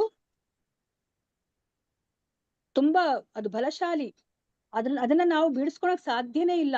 ನಾವು ಕೃಷ್ಣನಿಗೆ ಶರಣಾದ್ರೆ ಅಷ್ಟೇನೆ ನಾವು ಬಂಧನದಿಂದ ಹೊರಗಡೆ ಬರ್ಲಿಕ್ಕೆ ಸಾಧ್ಯ ಆಗತ್ತೆ. ಸೊ ಇದನ್ನ ನಾವು 7ನೇ ಅಧ್ಯಾಯದಲ್ಲಿ ತಿಳ್ಕೊಂಡಿದೀವಿ. ಸೊ ಇಲ್ಲಿ ಏನನ್ನ ಹೇಳ್ತಾ ಇದಾರೆ, ಐಹಿಕ ಪ್ರಕೃತಿಯಲ್ಲಿ 3 ಗುಣಗಳಿವೆ, ಸತ್ವ, ರಜಸ್ಸು ಮತ್ತು ತಮಸ್ಸು. ಮಹಾಬಾಹುವಾದ ಅರ್ಜುನನೇ, ನಿತ್ಯನಾದ ಜೀವಿಯು ಪ್ರಕೃತಿಯೊಡನೆ ಸಂಪರ್ಕ ಪಡೆದಾಗ ಅವನು ಈ ಗುಣಗಳ ಬಂಧನಕ್ಕೆ ಸಿಕ್ಕಿಕೊಳ್ಳುತ್ತಾನೆ ಅಂತ ಹೇಳ್ತಾ ಇದಾರೆ. ಇವಾಗ ನಾವು ಭೌತಿಕ ಪ್ರಪಂಚದ ಜೊತೆ ನಾವು ಸಂಪರ್ಕಕ್ಕೆ ಬಂದಾಗ ನಾವು ಈ 3 ಗುಣಗಳಿಗೆ ಒಳಗಾಗ್ಬಿಡ್ತೀವಿ ಅಲ್ವಾ. ನಾನು ಹೇಳಿದ್ನಲ್ಲ, ಇವಾಗ ನಾವು ಅಮ್ಮನ ಹೊಟ್ಟೆಯಿಂದ ಹೊರಗಡೆ ಬಂದಿದ ತಕ್ಷಣ ನಾವು ಈ 3 ಗುಣಗಳ ಬಂಧನಕ್ಕೆ ನಾವು ಒಳಗಾಗ್ಬಿಡ್ತೀವಿ ಅಲ್ವಾ. ಇದಕ್ಕೆ ಏನ್ ಕಾರಣ ಅಂತಂದ್ರೆ ನಮ್ಮ ಆಸೆನೆ ಕಾರಣ. ಅದಕ್ಕೆ ನಾವ್ ಇಲ್ಲೊಂದು ಉದಾಹರಣೆ ನಾವು ನೋಡ್ಬೋದು. ನಮ್ಗೆ ಗೊತ್ತಿರೋ ಹಾಗೇನೆ ಇವಾಗ ಕೋತಿಯನ್ನ ಹಿಡಿಯೋರು ಏನ್ ಮಾಡ್ತಾರೆ ಪ್ಲಾನ್ ಅಂತಂದ್ರೆ, ಒಂದು ಗಾಜಿನ ಊಜಿಯಲ್ಲಿ ಅವರು ಬಾಳೆಹಣ್ಣು ಅಥವಾ ಕೋತಿಗೆ ಇಷ್ಟ ಆಗಿರೋ ಅಂತಹ ತಿಂಡಿ ತಿನಿಸುಗಳನ್ನ ಇಡ್ತಾರೆ. ಅದ್ರದ್ದು ಯಾವ ತರ ಇರುತ್ತೆ ಅಂತಂದ್ರೆ, ಆ ಮೂತಿ ಬಂದು ಚಿಕ್ಕದಿರುತ್ತೆ, ಕೈಯನ್ನ ತೂರ್ಸ್ಲಿಕ್ ಮಾತ್ರ ಆಗುತ್ತೆ. ಆ ಕೈಯಲ್ಲಿ ನಾವೇನಾದ್ರೂ ಒಂದು ವಸ್ತುವನ್ನ ಇಟ್ಕೊಂಡು ಆ ಕೈಯನ್ನ ನಾವು ಏನು ಆ ಮೂತಿಯಿಂದ ನಾವು ತೆಕ್ಕೊಳ್ಳಿಕ್ ಹೋದ್ರೆ ಆಗೋದಿಲ್ಲ. ಯಾಕೆ ಅಂತಂದ್ರೆ ಕೈ ಇವಾಗ ದಪ್ಪ ಆಗಿದೆ, ಅಲ್ಲಿ ವಸ್ತು ಇರೋದ್ರಿಂದ ನಮ್ ಕೈಯೊಳಗಡೆ ಅಂಗೈಯಲ್ಲಿ, ಸೊ ಅದಕ್ಕೆ ತೆಗಿಲಿಕ್ಕೆ ಆಗೋದಿಲ್ಲ. ಅವಾಗ ಏನಾಗುತ್ತೆ, ಸೊ ಅಲ್ಲಿ ಕೋತಿ ಹಿಡಿಯೋರು ಬಂದ್ಬಿಟ್ಟು ಆ ಕೋತಿನ ಕರ್ಕೊಂಡು ಹೋಗ್ಬಿಡ್ತಾರೆ ಅಲ್ವಾ. ಇವಾಗ ಕೋತಿ ಬಂಧನಕ್ಕೆ ಸಿಕ್ಕಾಕೊಂತು. ಯಾಕೆ ಸಿಕ್ಕಾಕೊಂತು ಕೋತಿ? ಆಸೆ. ಅದಕ್ಕೆ ಇವಾಗ ಆ ಊಜಿಯಲ್ಲಿರುವಂತಹ ತಿಂಡಿ ತಿನಿಸು ಬೇಕು ಅಲ್ವಾ. ಅದೇ ತರನೇ ನಾವುನು ಸಹ ಆಸೆಯನ್ನ ಪಟ್ವಿ. ಏನ್ ಆಸೆಯನ್ನ ಪಟ್ವಿ? ನಾನು ಒಡೆಯನಾಗ್ಬೇಕು, ನಾನು ಎಲ್ಲವನ್ನ ಅನುಭವಿಸ್ಬೇಕು ಅಂತ ಇಚ್ಛೆಯನ್ನ ಪಟ್ಟಿದ್ದಕ್ಕೇನೆ ಭಗವಂತ ನಮ್ಗೆ ಈ ಒಂದು ಭೌತಿಕ ಪ್ರಪಂಚದಲ್ಲಿ ಇಟ್ಟಿರೋದು. ಇದು ಒಂದು ಜೈಲ್ ತರ, ನಾವು ಬಂಧನಕ್ಕೆ ಒಳಗಾಗ್ಬಿಟ್ಟಿದೀವಿ. ಈ ಮಾಯಾದೇವಿಯ ಬಂಧನಕ್ಕೆ ನಾವು ಒಳಗಾಗ್ಬಿಟ್ಟಿದೀವಿ. ಇದನ್ನ ನಾವು ಚೆನ್ನಾಗಿ ಅರ್ಥ ಮಾಡ್ಕೋಬೇಕಾಗಿರೋದು. ಇವಾಗ ಕೋತಿ ಬಂಧನಕ್ಕೆ ಒಳಗಾಗ್ಬಾರ್ದು ಅಂದ್ರೆ ಅದ್ ಏನ್ ಮಾಡ್ಬೇಕಾಗಿತ್ತು? ಹೋಗ್ಬಾರ್ದಾಗಿತ್ತು ತಿನ್ನೋದಕ್ಕೆ, ಹಾ, ಆಸೆ ಪಡ್ಬಾರ್ದಾಗಿತ್ತು. ಇವಾಗ ಆಸೆ ಪಟ್ಬಿಟ್ಟಿದೆ, ಕೈಯಲ್ಲಿ ಬಾಳೆಹಣ್ಣಿದೆ. ಸೊ ಇವಾಗ ಅದು ಬಂಧನಕ್ಕೆ ಒಳಗಾಗಬಾರ್ದು ಅಂದ್ರೆ ಏನ್ ಮಾಡ್ಬೇಕು? ಆಸೆ ಬಿಟ್ಬಿಡ್ಬೇಕು. ಆಸೆ ಪಟ್ಬಾರ್ದು ಮಾತಾಜಿ. ಅಲ್ಲ, ಕೈಯಲ್ಲಿ ಇಟ್ಕೊಂಡಿರುವಂತಹ ಬಾಳೆಹಣ್ಣನ್ನ ಬಿಟ್ಬಿಟ್ರೆ ಅದೇನಾಗುತ್ತೆ? ಕೈಯನ್ನ ಆರಾಮಾಗಿ ತಗೊಂಡು ಅದು ಅಲ್ಲಿಂದ ತಪ್ಪಿಸ್ಕೊಂಡು ಆ ಹೊರಡೋಗ್ಬೋದು. ಬಂಧನದಿಂದ ನಾವು ತಪ್ಪಿಸ್ಕೊಂಡ್ ಬಿಡುಗಡೆ ಹೋಗ್ಬೋದಾ? ಹೊಂತೀವಿ ಮಾತಾಜಿ. ಹಾ ಅಲ್ವಾ. ಸೊ ನಾವು ಬಂಧನಕ್ಕೆ ಒಳಗಾಗೋದಿಲ್ಲ ಆಗ. ಸೊ ಅಂದ್ರೆ ಇವಾಗ ಏನ್ ಅರ್ಥ? ಸೊ ಇವಾಗ ನಾವು ಇಲ್ಲಿ ಬಂದಿರೋದಕ್ಕೆ ಮೂಲ ಕಾರಣ ನಮ್ಮ ಆಸೆಗಳೇ. ಸೊ ಇವಾಗ ನಮ್ಮ ಆಸೆಯನ್ನ ನಾವು ಬಿಡ್ಲಿಕ್ಕೆ ತುಂಬಾ ಕಷ್ಟ. ಆದ್ರೆ ಅದಕ್ಕೆ ನಮ್ಗೆ ಭಗವಂತ ಏನ್ ಹೇಳ್ತಾ ಇದ್ದಾರೆ, ಯಾಕಂದ್ರೆ ಕಣ್ಣು ಎಲ್ಲ ಈ ಇಂದ್ರಿಯಗಳನ್ನೆಲ್ಲ ಕೊಟ್ಟಿದ್ದಾರೆ ಅಲ್ವಾ. ನಾವೇ ಕೇಳ್ತೀವಿ ಭಗವಂತನಿಗೆ, ಕಣ್ಣು ಕೊಟ್ಟಿದ್ಯಾ, ಮೂಗ್ ಕೊಟ್ಟಿದ್ಯಾ, ಕಿವಿ ಎಲ್ಲ ಕೊಟ್ಟಿದ್ಯಾ, ಕೊಟ್ಬಿಟ್ಟು ನೀನು ಏನು ಆಸೆ ಪಡ್ಬಾರ್ದು, ಏನು ನೋಡ್ಬಾರ್ದು ಅಂದ್ರೆ ಹೆಂಗೆ ಭಗವಂತ ಅಂತ ನಾವು ಪ್ರಶ್ನೆ ಮಾಡ್ತೀವಿ ಅಲ್ವಾ. ಸೊ ಅದಕ್ಕೋಸ್ಕರ ಇವಾಗ ನಮ್ಗೆ ಏನ್ ಅರ್ಥ? ಈ ಎಲ್ಲವನ್ನು ಸಹ ನಾವು ಭಗವಂತನ ಸೇವೆಗೆ ನಾವು ಉಪಯೋಗಿಸ್ಬೇಕು ಅಲ್ವಾ. ನಾವ್ ಅದನ್ನ ನಿಷ್ಕ್ರಿಯ ಮಾಡ್ಲಿಕ್ಕೆ ಆಗೋದಿಲ್ಲ. ನೀನ್ ಏನು ಕೆಲಸ ಮಾಡ್ಬೇಡ ಅಂತ ಹೇಳಕ್ ಆಗೋದಿಲ್ಲ. ಅದೆಲ್ಲವನ್ನ ನಾವು ಆ ಭಗವಂತನ ಸೇವೆಗೆ ನಾವು ಉಪಯೋಗಿಸಿದಾಗ ಏನಾಗುತ್ತೆ, ನಾವ್ ಈ ಬಂಧನದಿಂದ ನಾವು ಮುಕ್ತರಾಗ್ತೀವಿ. ಅದನ್ನೇ ನಾವು ಅಕರ್ಮ ಅಂತ ಹೇಳ್ಬಿಟ್ಟು ಕರೆಯೋದು. ಅದನ್ನೇ ನಾವು ಇದಕ್ಕಿಂತ ಮುಂಚೆ ನಾವು 3ನೇ ಅಧ್ಯಾಯ ಮತ್ತೆ 4ನೇ ಅಧ್ಯಾಯದಲ್ಲಿ ಅಕರ್ಮದಲ್ಲಿ ನಾವು ಕರ್ಮವನ್ನ ಮಾಡಿದಾಗ ಏನಾಗುತ್ತೆ, ನಾವು ಬಂಧನಕ್ಕೆ ಒಳಗಾಗೋದಿಲ್ಲ. ನೋಡಿ ಇವಾಗ ನಾವು ತಿಂತಾ ಇದೀವಿ ಅಲ್ವಾ. ಇವಾಗ ನಾವೇನ್ ತಿಂತಾ ಇದೀವಿ? ಪ್ರಸಾದವನ್ನ ತಿಂತಾ ಇದೀವಿ. ಅದಕ್ಕೆ ನಾವು ಬಂಧನಕ್ಕೆ ಒಳಗಾಗ್ತಾ ಇಲ್ಲ. ಅದೇ ನಾವು ಮೊದ್ಲೇನ್ ಮಾಡ್ತಾ ಇದ್ವಿ? ನಮ್ಮ ಇಂದ್ರಿಯ ಸುಖಕ್ಕೋಸ್ಕರ I like it, I love it ಅನ್ಕೊಂಡು ನಾವು ತಿಂತಾ ಇದ್ವಿ. ಅದಕ್ಕೆ ಏನಾಗ್ತಿತ್ತು, ನಾವು ಬಂಧನಕ್ಕೆ ಒಳಗಾಗ್ತಾ ಇದ್ವಿ ಅಲ್ವಾ. ನೋಡಿ ಇಷ್ಟೇ ವ್ಯತ್ಯಾಸ. ಭಗವಂತ ನಮ್ಗೇನು ನೀವು ವೈರಾಗಿಗಳಾಗಿ ಅಂತ ಹೇಳ್ತಾ ಇಲ್ಲ, ಎಲ್ಲವನ್ನ ನೀವು ನನಗೆ ಅರ್ಪಿಸಿ ಅಲ್ವಾ. ಯತ್ಕರೋಷಿ ಯದಸ್ನಾಸಿ ಯಜ್ಜುಹೋಷಿ ದದಾತಿ ಯತ್ ಅಲ್ವಾ. ನೀನ್ ಎಲ್ಲವನ್ನ ನನಗೆ ಏನೇ ಮಾಡು, ಏನೇ ತಿನ್ನು, ಎಲ್ಲವನ್ನ ನನಗೆ ಅರ್ಪಿಸಿ ತಿನ್ನು, ಆಗ ನೀನು ಈ ಬಂಧನಕ್ಕೆ ಒಳಗಾಗೋದಿಲ್ಲ ಅಂತ ಹೇಳಿದ್ದಾರೆ ಅಲ್ವಾ. ಸೊ ಇದನ್ನ ನಾವಿಲ್ಲಿ ಅರ್ಥ ಮಾಡ್ಕೋಬೇಕು. ಸೊ ಮಾಯೆ ಅಂದ್ರೆ ಏನ್ ಅರ್ಥ ಅಂತಂದ್ರೆ, ಯಾರಾದ್ರೂ ಕೇಳಿದ್ರೆ ಮಾಯೆ ಅಂದ್ರೆ ಏನಂತ ಹೇಳ್ತೀರಾ? ಯಾವ್ದಲ್ವೋ ಅದನ್ನ ನಾವು ಒಪ್ಕೋತೀವಲ್ವೋ ಅದನ್ನೇ ಮಾಯೆ ಅನ್ನೋದು. ಇವಾಗ ನೋಡಿ, ನಾವು ಈ ದೇಹ ಅಲ್ಲ, ಆದ್ರೆ ನಾವು ದೇಹವನ್ನ ನಾನು ಅಂತ ಒಪ್ಕೊಂಡ್ಬಿಟ್ಟಿದೀನಿ ಅಲ್ವಾ. ಅದೇ ಮಾಯೆ ಅಲ್ವಾ. ಯಾವುದು ಅಲ್ಲವೋ ಅದನ್ನ ಒಪ್ಕೊಳೋದೇ ಮಾಯೆ ಅಂತ ಹೇಳ್ಬಿಟ್ಟು ನಾವ್ ಅರ್ಥ ಮಾಡ್ಕೋಬೇಕು. ಸೊ ದೇಹ ನಾನಲ್ಲ, ಆದ್ರೆ ನನ್ನ ದೇಹವನ್ನ ನಾನು ಅನ್ಕೊಂಡು ನಾನು ಜೀವನ ಮಾಡ್ತಾ ಇದ್ದೀನಿ ಅಂದ್ರೆ ಏನ್ ಅರ್ಥ? ನಾನು ಇವಾಗ ಮಾಯೆಗೆ ಒಳಗಾಗಿದ್ದೀನಿ, ಭ್ರಮೆಗೆ ಒಳಗಾಗಿದ್ದೀನಿ. ಸೊ ಅಲ್ಲಿ ಒಂದು ಏನು ಹಗ್ಗ ಬಿದ್ದಿರುತ್ತೆ, ಹಗ್ಗವನ್ನ ನಾನು ಏನ್ ಅನ್ಕೊಂತೀನಿ? ಹಾವು ಅನ್ಕೋತೀನಿ ಅಲ್ವಾ. ಸೊ ಅಂದ್ರೆ ಏನ್ ಅರ್ಥ? ಯಾವ್ದಲ್ವೋ ಅದನ್ನ ಅನ್ಕೋತಾ ಇದೀನಿ ಅಂದ್ರೆ ನಾನು ಇವಾಗ ಭ್ರಮೆಗೆ ಒಳಗಾಗಿದ್ದೀನಿ ಅಲ್ವಾ. ಸೊ ಇದನ್ನೇ ಏನು ಮಾಯೆ ಅಂತ ಹೇಳ್ಬಿಟ್ಟು ಕರೆಯೋದು. ಸೊ ಈ ಭೌತಿಕ ಪ್ರಪಂಚ ಬಂದು ಇದು ಒಂದು ಹಾಸ್ಪಿಟಲ್, ನಮ್ಗೆ ಟ್ರೀಟ್ಮೆಂಟ್ ಕೊಡ್ತಾ ಇದ್ದಾರೆ ನಮ್ಮ ಭವರೋಗಕ್ಕೆ. ಆದ್ರೆ ನಾವ್ ಇದನ್ನ ಪಿಕ್ನಿಕ್ ಸ್ಪಾಟ್ ಅನ್ಕೊಂಡ್ಬಿಟ್ಟಿದೀವಿ ಅಲ್ವಾ. ಅದನ್ನೇ ಮಾಯೆ ಅಂತ ಕರೆಯೋದು. ಸೊ ಇವಾಗ ನಮ್ಗೆ ಮುಂದೆ ಭಗವಂತ ಹೇಗೆ ಗೊತ್ತಾಗುತ್ತೆ ಸತ್ವಗುಣ, ರಜೋಗುಣ, ತಮೋ ಗುಣದಲ್ಲಿರುವಂತಹ ವ್ಯಕ್ತಿ ಯಾವ ತರ ಇರ್ತಾರೆ, ಅವರ ಗುಣಲಕ್ಷಣಗಳೇನು ಅಂತ ಹೇಳ್ಬಿಟ್ಟು ಇಲ್ಲಿ ಹೇಳ್ತಾ ಇದ್ದಾರೆ. ತತ್ರ ಸತ್ವಂ ನಿರ್ಮಲತ್ವಾತ್ ಪ್ರಕಾಶಕಮನಾಮಯಂ ಸುಖ ಸಂಗೇನ ಬಧ್ನಾತಿ ಜ್ಞಾನ ಸಂಗೇನ ಚಾನಗ. ಪಾಪರಹಿತನೇ, ಸಾತ್ವಿಕ ಗುಣವು ಇತರ ಗುಣಗಳಿಗಿಂತ ನಿರ್ಮಲವಾದದ್ದು. ಆ ಕಾರಣದಿಂದ ಅದು ಪ್ರಕಾಶಮಾನವಾದದ್ದು. ಅದು ಮನುಷ್ಯನನ್ನು ಎಲ್ಲ ಪಾಪಕರ ಪ್ರತಿಕ್ರಿಯೆಗಳಿಂದ ಬಿಡುಗಡೆ ಮಾಡುತ್ತದೆ. ಈ ಗುಣವನ್ನು ಹೊಂದಿರುವವರನ್ನು ಸುಖ ಮತ್ತು ಜ್ಞಾನಗಳ ಪ್ರಜ್ಞೆಯು ಬಂಧಿಸುತ್ತದೆ. ನೋಡಿ ಇವಾಗ ಸತ್ವಗುಣ, ರಜೋಗುಣ, ತಮೋ ಗುಣವನ್ನ ನೀವು ಕೇಳಿದ್ರೆ ಇದಕ್ಕಿಂತ ಮುಂಚೆನು ಅಲ್ವಾ. ಈ 3 ಗುಣದಲ್ಲಿ ನಿಮ್ಗೆ ಯಾವ್ದು ಶ್ರೇಷ್ಠ ಅಂತ ಅನ್ಸುತ್ತೆ? ಸತ್ವಗುಣ ಮಾತಾಜಿ. ಸತ್ವಗುಣ ಅಲ್ವಾ? ಅದಕ್ಕೆ ನಿಮ್ಗೆ ಅಲ್ಲಿ ನೀವು 3 ತರದ ಬೇಡಿಯನ್ನ ನೋಡಿದ್ರಿ, ಬಂಗಾರದ ಬೇಡಿ, ಬೆಳ್ಳಿ ಬೇಡಿ ಮತ್ತೆ ಕಬ್ಬಿಣದ ಬೇಡಿ ಅಲ್ವಾ? ಸೊ ಅದ್ರಲ್ಲಿ ಇವಾಗ ಬಂಗಾರ ಅಂತಂದ್ರೆ ಅದು ಎಲ್ಲದಕ್ಕಿಂತ ಶ್ರೇಷ್ಠವಾದದ್ದು ಅಲ್ವಾ? ಈ ಸತ್ವಗುಣ ಅನ್ನೋದು ಇವಾಗ ಎಲ್ಲ ಈ 3 ಗುಣಗಳಲ್ಲಿ ಶ್ರೇಷ್ಠ. ಆದ್ರೆ 3 ಗುಣಗಳು ಸಹ ನಮ್ಮನ್ನ ಬಂಧಿಸುತ್ತೆ ಅಂತ ಹೇಳ್ಬಿಟ್ಟು ನಮ್ಗೆ ಇಲ್ಲಿ ಭಗವಂತ ಅರ್ಥ ಮಾಡಿಸ್ತಾ ಇರೋದು ಅಲ್ವಾ? ಸೊ ಇಲ್ಲಿ ಸತ್ವಗುಣದಲ್ಲಿರೋರು ಯಾವ ತರ ಇರ್ತಾರೆ ಅಂತಂದ್ರೆ ಅವರು ತುಂಬಾ ಅಂದ್ರೆ ಅವರು ನಿರ್ಮಲವಾಗಿರ್ತಾರೆ. ಮಲ ಅಂತಂದ್ರೆ ಯಾವುದೇ ಒಂದು ಅಂದ್ರೆ ಅವರು ಪಾಪಕರವಾದಂತಹ ಕೆಲಸಗಳನ್ನ ಅವ್ರು ಮಾಡೋದಿಲ್ಲ. ಅವರು ನಿರ್ಮಲವಾಗಿರ್ತಾರೆ. ಮತ್ತೆ ಅದು ಪ್ರಕಾಶವಾಗಿರುತ್ತೆ. ಯಾಕಂದ್ರೆ ಅವರು ಜ್ಞಾನದಿಂದ ತುಂಬಿರ್ತಾರೆ. ಜ್ಞಾನ ಇದ್ದ ತಕ್ಷಣ ನಮ್ಗೆ ಏನನ್ನ ಮಾಡ್ಬೇಕು ಏನನ್ನ ಮಾಡ್ಬಾರ್ದು ಅಂತ ನಮ್ಗೆ ಗೊತ್ತಾಗುತ್ತೆ ಅಲ್ವಾ? ಇವಾಗ ನೋಡಿ, ನೀವೇನಾದ್ರೂ ಕೈಯಲ್ಲಿ ಯಾವ್ದಾದ್ರು ಒಂದು ವಸ್ತು ಇಟ್ಕೊಂಡು ಹೋಗ್ತಾ ಇದ್ರೆ ನಾನ್ ಬಂದ್ ನಿಮ್ಮನ್ ಕಿತ್ಕೊಳಲ್ಲ. ಯಾಕಂದ್ರೆ ನನಗೆ ಗೊತ್ತು ಅದ್ ನಂದಲ್ಲ ನಿಮ್ದು ಅಂತ. ಅದೇ ಇವಾಗ ಏನಾದ್ರು ಒಂದು ನಾಯಿ ನೋಡಿದ್ರೆ ಏನ್ ಮಾಡುತ್ತೆ, ಅದ್ ತಿನ್ನೋ ವಸ್ತು ಆದ್ರೆ ಅದು ಬಾಯಿ ಹಾಕ್ಬಿಟ್ಟು ಎತ್ಕೊಂಡು ತಿನ್ಕೊಂಡ್ಬಿಡುತ್ತೆ ಅದು ಅಲ್ವಾ? ಯಾಕಂದ್ರೆ ಅದಕ್ಕೆ ಜ್ಞಾನ ಇಲ್ಲ ಅಲ್ವಾ? ಸೊ ಅದಕ್ಕೆ ಈ ಸತ್ವಗುಣದಲ್ಲಿರೋರು ಜ್ಞಾನವಂತರಾಗಿರ್ತಾರೆ. ಅದಕ್ಕೆ ಪ್ರಕಾಶಮಾನ ಅಂತ ಇಲ್ಲಿ ಹೇಳ್ತದೆ. ಇದು ಈ ಒಂದು ಗುಣ ಪ್ರಕಾಶಮಾನವಾದದ್ದು ಅಂತ. ಮತ್ತೆ ಅವ್ರಿಗೆ ಏನ್ ಮಾಡ್ಬೇಕು ಏನ್ ಮಾಡ್ಬಾರ್ದು ಅಂತ ಗೊತ್ತಿರೋದ್ರಿಂದ ಅವರು ಪಾಪ ಕಾರ್ಯಗಳನ್ನ ಮಾಡೋದಿಲ್ಲ. ಸೊ ಅವರು ತಪ್ಪು ಯಾವ್ದು ಸರಿ ಯಾವ್ದು ಅಂತ ಅವ್ರಿಗೆ ಗೊತ್ತಾಗತ್ತೆ. ಅದಕ್ಕೆ ಅವರು ಪಾಪ ಕಾರ್ಯಗಳಿಂದ ಅವರು ಬಿಡುಗಡೆ ಹೊಂದಿರ್ತಾರೆ. ಸೊ ಇವಾಗ ಇಲ್ಲಿ ಏನ್ ಪ್ರಾಬ್ಲಮ್ ಆಗ್ತಿದೆ, ಎಲ್ಲ ಚೆನ್ನಾಗಿದೆಯಲ್ಲ ಮಾತಾಜಿ, ಇದು ಏನ್ ಪ್ರಾಬ್ಲಮ್ ಮತ್ತೆ ಇಲ್ಲಿ ಅಂತಂದ್ರೆ, ಇಲ್ಲಿ ಏನಾಗ್ತಿದೆ ಅಂತಂದ್ರೆ ಅವರು ತುಂಬಾ ಸುಖವಾಗಿದ್ದಾರೆ. ಯಾಕಂದ್ರೆ ಅವ್ರಿಗೇನು ಪಾಪನೆ ಮಾಡ್ತಾ ಇಲ್ಲ, ಸುಖವಾಗಿದ್ದಾರೆ. ಮತ್ತೆ ಜ್ಞಾನ ಇದೆ. ಜ್ಞಾನ ಇದ್ದಾಗ ನಮ್ಗೆ ಏನಾಗುತ್ತೆ, ಸೊ ನಮ್ಗೆ ಅಲ್ಲಿ ಸಂತೋಷ ಅನ್ನೋದು ಇರುತ್ತೆ ಅಲ್ವಾ? ಅಜ್ಞಾನದಲ್ಲಿದ್ದಾರೆ ನಮ್ಗೆ ಭಯ ಭೀತಿ ಅವೆಲ್ಲ ಇರ್ಲಿಕ್ಕೆ ಸಾಧ್ಯ. ಸೊ ಈ ಒಂದು ಸತ್ವಗುಣದಲ್ಲಿರೋರು ಸಂತೋಷವಾಗಿರ್ತಾರೆ ಮತ್ತೆ ಜ್ಞಾನವನ್ನ ಹೊಂದಿರ್ತಾರೆ. ಸೊ ಇಲ್ಲಿ ಏನ್ ಪ್ರಾಬ್ಲಮ್ ಅಂತಂದ್ರೆ, ಸೊ ಇವರೆಲ್ಲರನ್ನು ಸಹ ದೇವರನ್ನ ಅವ್ರು ನಂಬೋದಿಲ್ಲ. ಸೊ ಮತ್ತೆ ದೇವರಿಗೆ ಶರಣಾಗೋದಿಲ್ಲ. ಯಾಕಂದ್ರೆ ಅವ್ರೆಲ್ಲ ಚೆನ್ನಾಗಿದೆ ಅಲ್ವಾ? ನಾವ್ ಇವಾಗ ಭಗವಂತನ ಬಳಿಗೆ ಯಾವಾಗ ಹೋಗ್ತೀವಿ? ನಾವು 7ನೇ ಅಧ್ಯಾಯದಲ್ಲಿ ನಾವು ತಿಳ್ಕೊಂಡ್ವಿ ಅಲ್ವಾ? 4 ತರದ ವ್ಯಕ್ತಿಗಳು ಭಗವಂತನ ಬಳಿಗೆ ಹೋಗ್ತಾರೆ ಅಂತ. ಯಾರೆಲ್ಲ ಹೋಗ್ತಾರೆ ಅಂತ ನಾವು ತಿಳ್ಕೊಂಡ್ವಿ? ಅಸೂಯೆ ಇಲ್ದ 4 ತರದ ವ್ಯಕ್ತಿಗಳು ಯಾರೆಲ್ಲ ಹೋಗ್ತಾರೆ ಅನ್ಕೊಂಡ್ವಿ ನಾವು? ಅವ್ರನ್ನ ಸುಕೃತಿನೋ ಅಂತ ಕರೆದ್ರು. ತುಂಬಾ ಇವರೆಲ್ಲ ಪುಣ್ಯವಂತರು ಅಂತ ಕರೆದ್ರು. ನೋಡಿ, ಭಗವಂತ ಎಷ್ಟು ಕರುಣಾಮಯಿ. ಅವ್ರಿಗೇನೋ ಬೇಕು ಅದಕ್ಕೋಸ್ಕರ ಭಗವಂತನ ಬಳಿಗೆ ಹೋಗ್ತಾ ಇದಾರೆ. ಆದ್ರೂ ಸಹ ಅವ್ರನ್ನ ಕರುಣಾಮಯಿ, ಅವರು ಸುಕೃತಿಗಳು ಅಂತ ಕರೆದ್ರು, ಪುಣ್ಯವಂತರು ಅಂತ ಕರೆದ್ರು ಅವ್ರನ್ನ. ಅರ್ಥಾರ್ಥಿ ಜಿಜ್ಞಾಸು. ಆರ್ತೋ ಅರ್ಥಾರ್ಥಿ ಜ್ಞಾನಿ ಜಿಜ್ಞಾಸು ಅಲ್ವಾ? ಈ 4 ತರದ ವ್ಯಕ್ತಿಗಳು ಭಗವಂತನ ಬಳಿಗೆ ಹೋಗ್ತಾರೆ, ಅವರು ಶರಣಾಗ್ತಾರೆ. ಇನ್ನ 4 ತರದ ವ್ಯಕ್ತಿಗಳು ಶರಣಾಗೋದಿಲ್ಲ. ಯಾರ್ಯಾರವರು? ಮೂಢರು, ನರಾಧಮರು, ಮಾಯೆಯಿಂದ ಅವರ ಜ್ಞಾನ ಅಪಹೃತರಾದವರು, ಮತ್ತೆ ಅಸುರಿ ಸ್ವಭಾವದವರು. ಈ 4 ಜನರು ಭಗವಂತನಿಗೆ ಶರಣಾಗೋದಿಲ್ಲ ಅಂತ ಹೇಳಿದ್ರು ಅಲ್ವಾ? ನೋಡಿ, ಇವಾಗ ಇವ್ರೇನು ಅಂತಂದ್ರೆ ಇವ್ರಿಗೆ ಏನು ಬೇಕಾಗಿಲ್ಲ, ಎಲ್ಲ ಇದೆ, ಸುಖವಾಗಿದ್ದಾರೆ ಅವರು. ಅವ್ರು ಭಗವಂತನ ನಾಮಸ್ಮರಣೆ ಯಾಕೆ ಬೇಕು ಅವ್ರಿಗೆ ಅಲ್ವಾ? ಅವ್ರು ಭಗವಂತನ ಬಳಿಗೆ ಹೋಗೋದೇ ಇಲ್ಲ. ಅವಾಗ ಏನಾಗುತ್ತೆ, ಭಗವಂತನ ಬಳಿಗೆ ನಾವು ಹೋಗಿಲ್ಲ ಅಂದ್ರೆ ಈ ಭೌತಿಕ ಪ್ರಪಂಚವನ್ನ ನಾವು ಬಿಟ್ಟು ಹೋಗೋದೇ ಇಲ್ಲ. ಅವ್ರು ಇನ್ನ ಪುಣ್ಯ ಮಾಡ್ತಾ ಮಾಡ್ತಾ ಮೇಲಿನ ಲೋಕಗಳಿಗೆ ಹೋಗ್ತಾನೆ ಇರ್ತಾರೆ ಹೊರತು ಅವರು ಇಲ್ಲಿ ಈ ಭೌತಿಕ ಪ್ರಪಂಚವನ್ನ ಬಿಟ್ಟು ಹೋಗ್ಲಿಕ್ಕೆ ಆಗೋದೇ ಇಲ್ಲ ಅವ್ರಿಗೆ. ಅವರ ಪುಣ್ಯಕ್ಕೆ ಅನುಸಾರವಾಗಿ ಪುಣ್ಯ ಇರೋ ತನಕ ಅವ್ರು ಮೇಲಿನ ಲೋಕದಲ್ಲಿ ಇರ್ತಾರೆ. ಮತ್ತೆ ಪುಣ್ಯ ಮುಗಿದ ತಕ್ಷಣ ಮತ್ತೆ ಭೂಮಿಗೆ ಬರ್ತಾರೆ. ಇದೇ ತರ ಅವ್ರು ಮೇಲೆ ಕೆಳಗಡೆ ಅಂದ್ರೆ ಮೇಲೆ ಹೋಗೋದು ಭೂಮಿಗೆ ಬರೋದು, ಮೇಲೆ ಹೋಗೋದು ಭೂಮಿಗೆ ಬರೋದು, ಇದೇ ತರ ಆಡ್ತಾ ಇರ್ತಾರೆ ಅವರು. ಅದಕ್ಕೆ ಅವರಿಗೆ ಬಂಧನದಿಂದ ಮುಕ್ತಿ ಇಲ್ಲ. ಅಂದ್ರೆ ಏನ್ ಅರ್ಥ, ಅವರು ಎ ಕ್ಲಾಸ್ ಜೈಲಿಗೆ ಹೋಗ್ತಾ ಇರ್ತಾರೆ ಅಷ್ಟೇನೆ. ಎ ಕ್ಲಾಸ್ ಜೈಲಿಗೆ ಹೋಗ್ತಾರೆ, ಮತ್ತೆ ಕೆಳಗಡೆ ಬರ್ತಾರೆ, ಮತ್ತೆ ಎ ಕ್ಲಾಸ್ ಜೈಲಿಗೆ ಹೋಗ್ತಾರೆ. ಇದೇ ತರ ಅವ್ರ ಜೀವನವನ್ನ ಮಾಡ್ತಿರ್ತಾರೆ, ಅಥವಾ ಎ ಕ್ಲಾಸ್ ಜೈಲಲ್ಲೇ ಇರ್ತಾರೆ. ಸೊ ಅವಾಗ ಅವರು ಬಂಧನದಲ್ಲಿ ಇದ್ದ ಹಾಗೇನೆ ಲೆಕ್ಕ ಅಲ್ವಾ? ಅದಕ್ಕೇನೆ ಈ ಒಂದು ಸತ್ವಗುಣವೂ ಸಹ ಬಂಧನಕ್ಕೆ ಒಳಗಾಗೋದು ಅಂತ ಹೇಳ್ಬಿಟ್ಟು ನಮ್ಗೆ ಅರ್ಥ ಮಾಡಿಸ್ತಿದ್ದಾರೆ.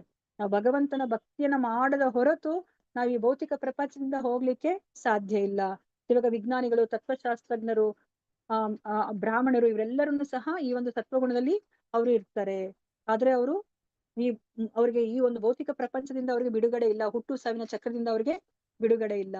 ಮತ್ತೆ ಇವಾಗ ರಜೋಗುಣದಲ್ಲಿರುವಂತಹ ವ್ಯಕ್ತಿ ಯಾವ ತರ ಇರ್ತಾರೆ ಅಂತ ಹೇಳ್ಬಿಟ್ಟು ನಾವು ನೋಡೋಣ. ಇವಾಗ ನಮ್ಮ ಸುತ್ತಮುತ್ತ ಇರೋರೆಲ್ಲ ರಜೋಗುಣದವ್ರೆ. ಇವಾಗ ನಾವುನು ಸಹ ರಜೋಗುಣದಲ್ಲೇ ಇದ್ದವ್ರು. ಇಲ್ಲಿ ಬರ್ಲಿಕ್ಕಿನ್ನ ಮುಂಚೆ ಅವರ ಗುಣಲಕ್ಷಣಗಳು ಏನು ಅಂತ ಹೇಳ್ಬಿಟ್ಟು ನಾವು ನೋಡೋಣಂತೆ.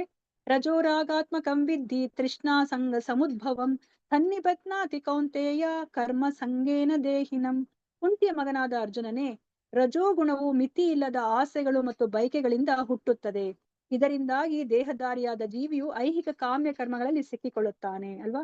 ನಮ್ಗೆ ಹಿಂಗೆ ಇದೇ ಆಸೆ ಇದ್ದಿದ್ದು. ನಮ್ಗೆ ಜೀವನ ಅಂದ್ರೆ ನಾವ್ ಏನ್ ಅನ್ಕೊಂಡ್ಬಿಟ್ಟಿದ್ವಿ, ನಾನು ಹೆಚ್ಚು ಸಂಪಾದನೆ ಮಾಡ್ಬೇಕು ಅಲ್ವಾ, ಒಳ್ಳೆ ಉದ್ಯೋಗದಲ್ಲಿ ಇರ್ಬೇಕು, ಕೈ ತುಂಬಾ ಹಣ ಬರ್ಬೇಕು, ಒಳ್ಳೆ ಪೊಸಿಷನ್ ಅಲ್ಲಿ ಇರ್ಬೇಕು, ಆಳು ಕಾಳು ಇಟ್ಕೊಂಡು ಮನೆ ಮುಂದೆ 3-4 ವೆಹಿಕಲ್ ಇಟ್ಕೋಬೇಕು ಅಲ್ವಾ, ಬ್ಯಾಂಕ್ ಬ್ಯಾಲೆನ್ಸ್ ಇರ್ಬೇಕು, ಇಷ್ಟೊಂದು ಒಡವೆಗಳಿರ್ಬೇಕು, ಮತ್ತೆ ಪ್ರತಿ ಸತಿ ಫಾರಿನ್ ಟ್ರಿಪ್ ಹೋಗ್ಬೇಕು ಅಲ್ವಾ, ನನ್ ಮಕ್ಕಳಿಗೆಲ್ಲ ಚೆನ್ನಾಗಿರೋ ಎಜುಕೇಶನ್ ಕೊಡ್ಬೇಕು, ಅವ್ರಿಗೂ ಸಹ ಮನೆಗಳನ್ನ ಮಾಡ್ಕೋಬೇಕು, ಇನ್ನೂ 3-4 ಮನೆ ಮಾಡ್ಕೊಂಡು ಅದೆಲ್ಲ ಏನು ರೆಂಟ್ ಬರೋ ತರ ಮಾಡ್ಕೊಂಡು ಜೀವನವನ್ನ ನಾನು ನೆಮ್ಮದಿಯಾಗಿ ನಡೆಸ್ಬೇಕು. ಇದೇನೆ ನಮ್ಗೆ ಇದ್ದಿದ್ದು ಅಲ್ವಾ?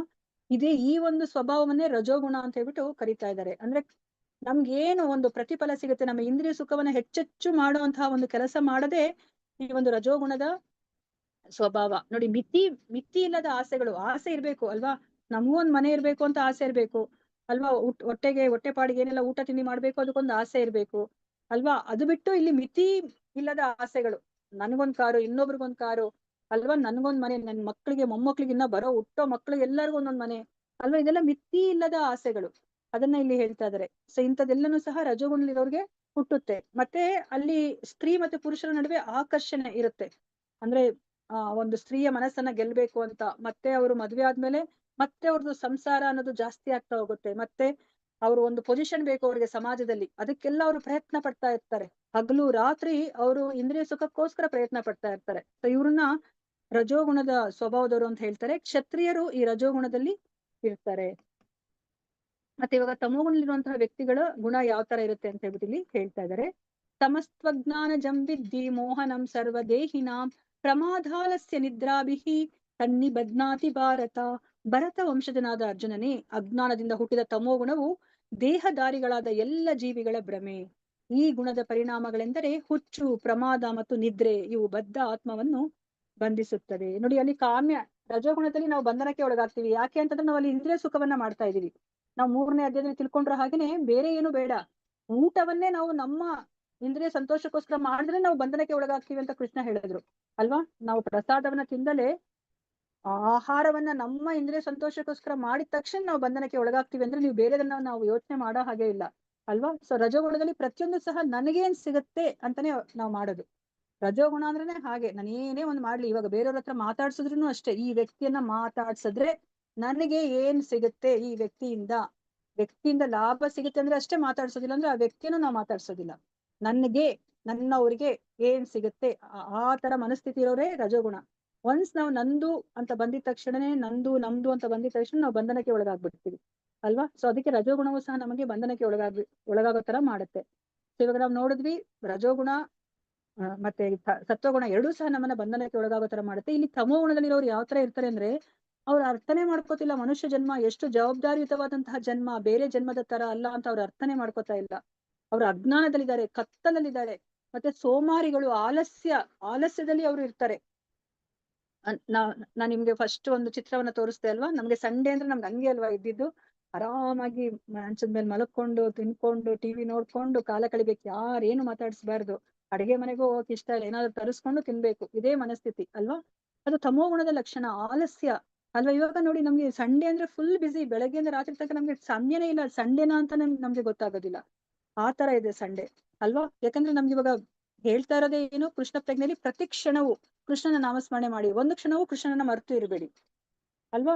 ಪ್ರತಿ ಕ್ಷಣ ಒಂದು ಕ್ಷಣ ಅನ್ನೋದು ಎಷ್ಟು ಮುಖ್ಯ ಅಂತ ನಮ್ಗೆ ಗೊತ್ತಾಗಿದೆ ಅಲ್ವಾ. ಇವಾಗ ನಮ್ಗೆ ಒಂದು ಕೋಟಿ ಕೊಟ್ರು ಸಹ ಕಳೆದು ಹೋದ ಕ್ಷಣವನ್ನ ನಾವು ಪಡ್ಕೊಳ್ಲಿಕ್ಕೆ ಆಗೋದಿಲ್ಲ ಅಲ್ವಾ. ಸೊ ಅದಕ್ಕೋಸ್ಕರ ಇಲ್ಲಿ ಇವರೆಲ್ಲ ನೋಡಿ ಹುಚ್ಚಲ್ಲಿ ಇರ್ತಾರೆ. ಅವ್ರಿಗೆ ಏನ್ ಮಾಡ್ಬೇಕು ಅಂತ ಗೊತ್ತಾಗೋದಿಲ್ಲ, ಏನ್ ಮಾಡ್ಬಾರ್ದು ಅಂತಾನೂ ಗೊತ್ತಾಗೋದಿಲ್ಲ, ಆತರ ಹುಚ್ಚಲ್ಲಿ ಇರ್ತಾರೆ.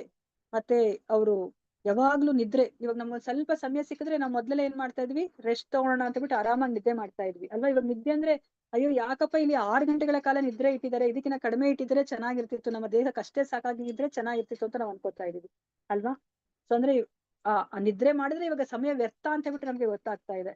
ಆದ್ರೆ ಇವರು ತಮೋಗುಣದಲ್ಲಿರೋರು 3 ಹೊತ್ತು ನಿದ್ರೆ ಮಾಡ್ತಾ ಇರ್ತಾರೆ. ನಮ್ಗೆ ಮುಂದೆ ಈ 3 ಗುಣಗಳ ಕುರಿತಾಗಿ ನಮ್ಗೆ ಇನ್ನ ಮುಂದಿನ ಚಾಪ್ಟರ್ಸ್ ಅಲ್ಲಿ ನಮ್ಗೆ ಹೇಳ್ಕೊಂತ ಹೋಗ್ತಾರೆ. ಮತ್ತೆ ಶೂದ್ರರು ಈ ಒಂದು ತಮೋಗುಣದಲ್ಲಿ ಅವ್ರು ಇರ್ತಾರೆ.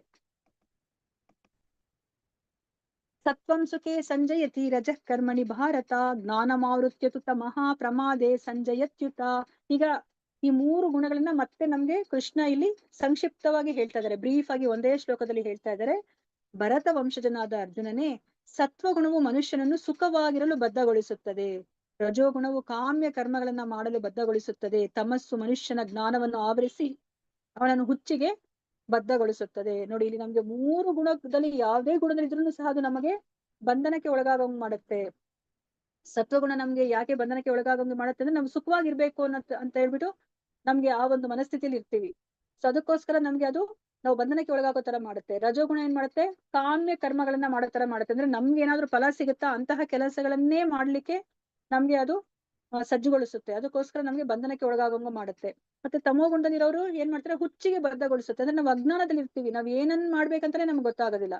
ಸೊ ಅದಕ್ಕೋಸ್ಕರ ಅದು ನಮ್ಮನ್ನ ಅದು ಹುಚ್ಚಿಗೆ ನಮ್ಮನ್ನ ಬದ್ಧಗೊಳಿಸುತ್ತೆ ಅಂತ ಹೇಳ್ಬಿಟ್ಟು ಇಲ್ಲಿ ನಮ್ಗೆ ಹೇಳ್ತಾ ಇದ್ದಾರೆ.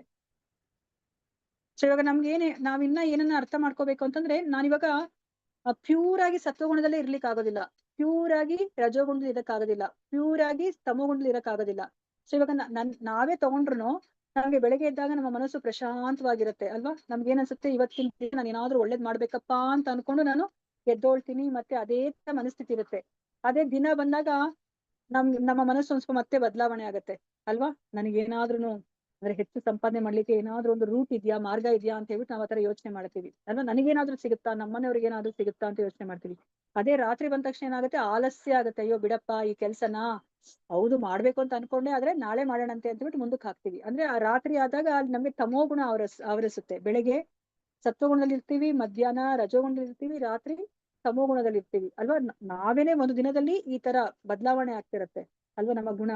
ಮತ್ತೆ ನಾವ್ ಎಲ್ಲಿಗೆ ಹೋಗ್ತೀವಿ ಆ ಜಾಗದ ಮೇಲೆ ನಮ್ಗೆ ನಮ್ಮ ಗುಣ ವ್ಯತ್ಯಾಸ ಆಗುತ್ತೆ ಅಲ್ವಾ. ನಾವ್ ಇವಾಗ ದೇವಸ್ಥಾನಕ್ಕೆ ಹೋದ್ರೆ ನಮ್ಮ ಮನಸ್ಸು ಪ್ರಶಾಂತವಾಗಿರುತ್ತೆ, ಅಲ್ಲಿ ಸತ್ವಗುಣದಲ್ಲಿ ಇರ್ತೀವಿ.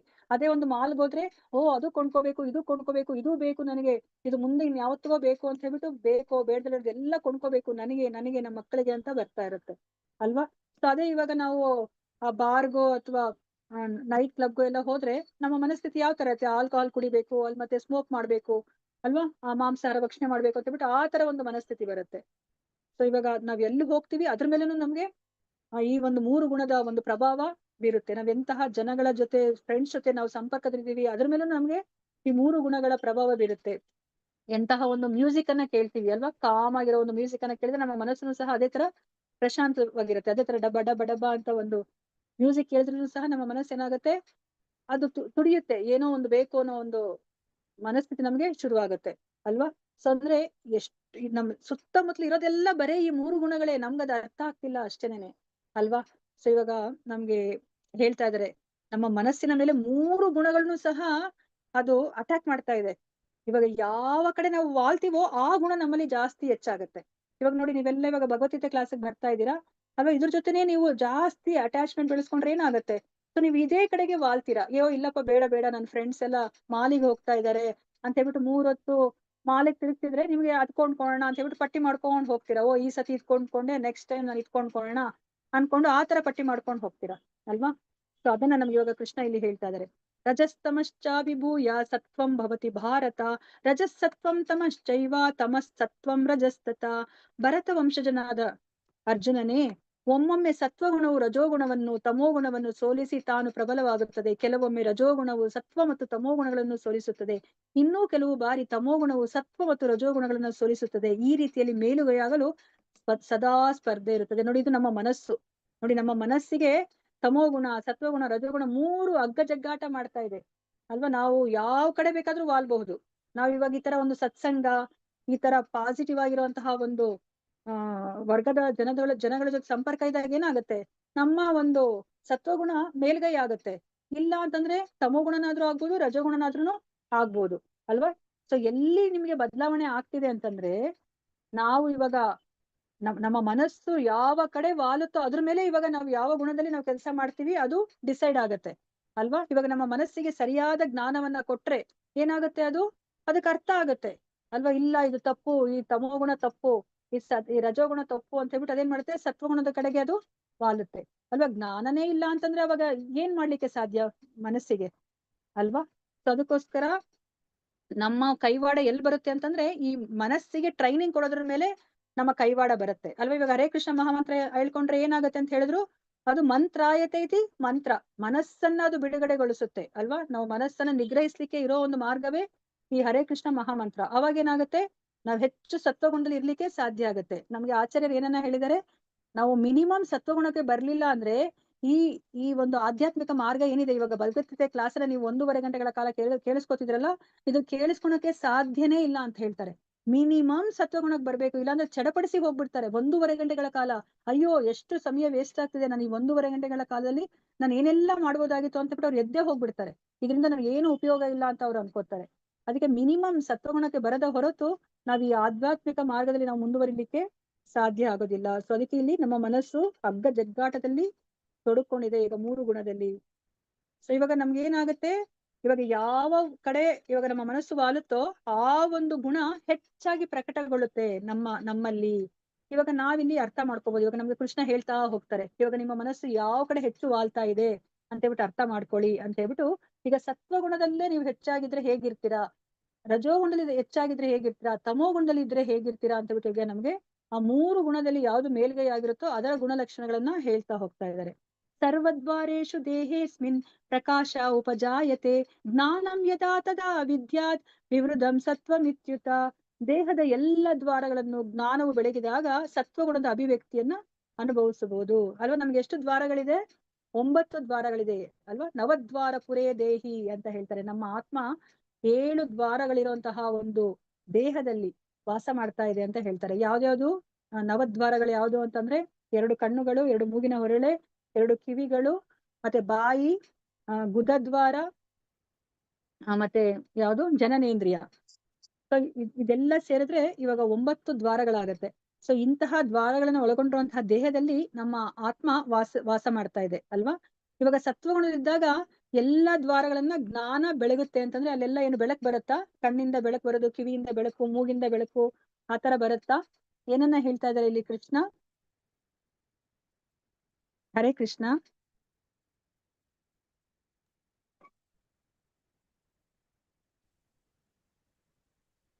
ಹರೇ ಕೃಷ್ಣ.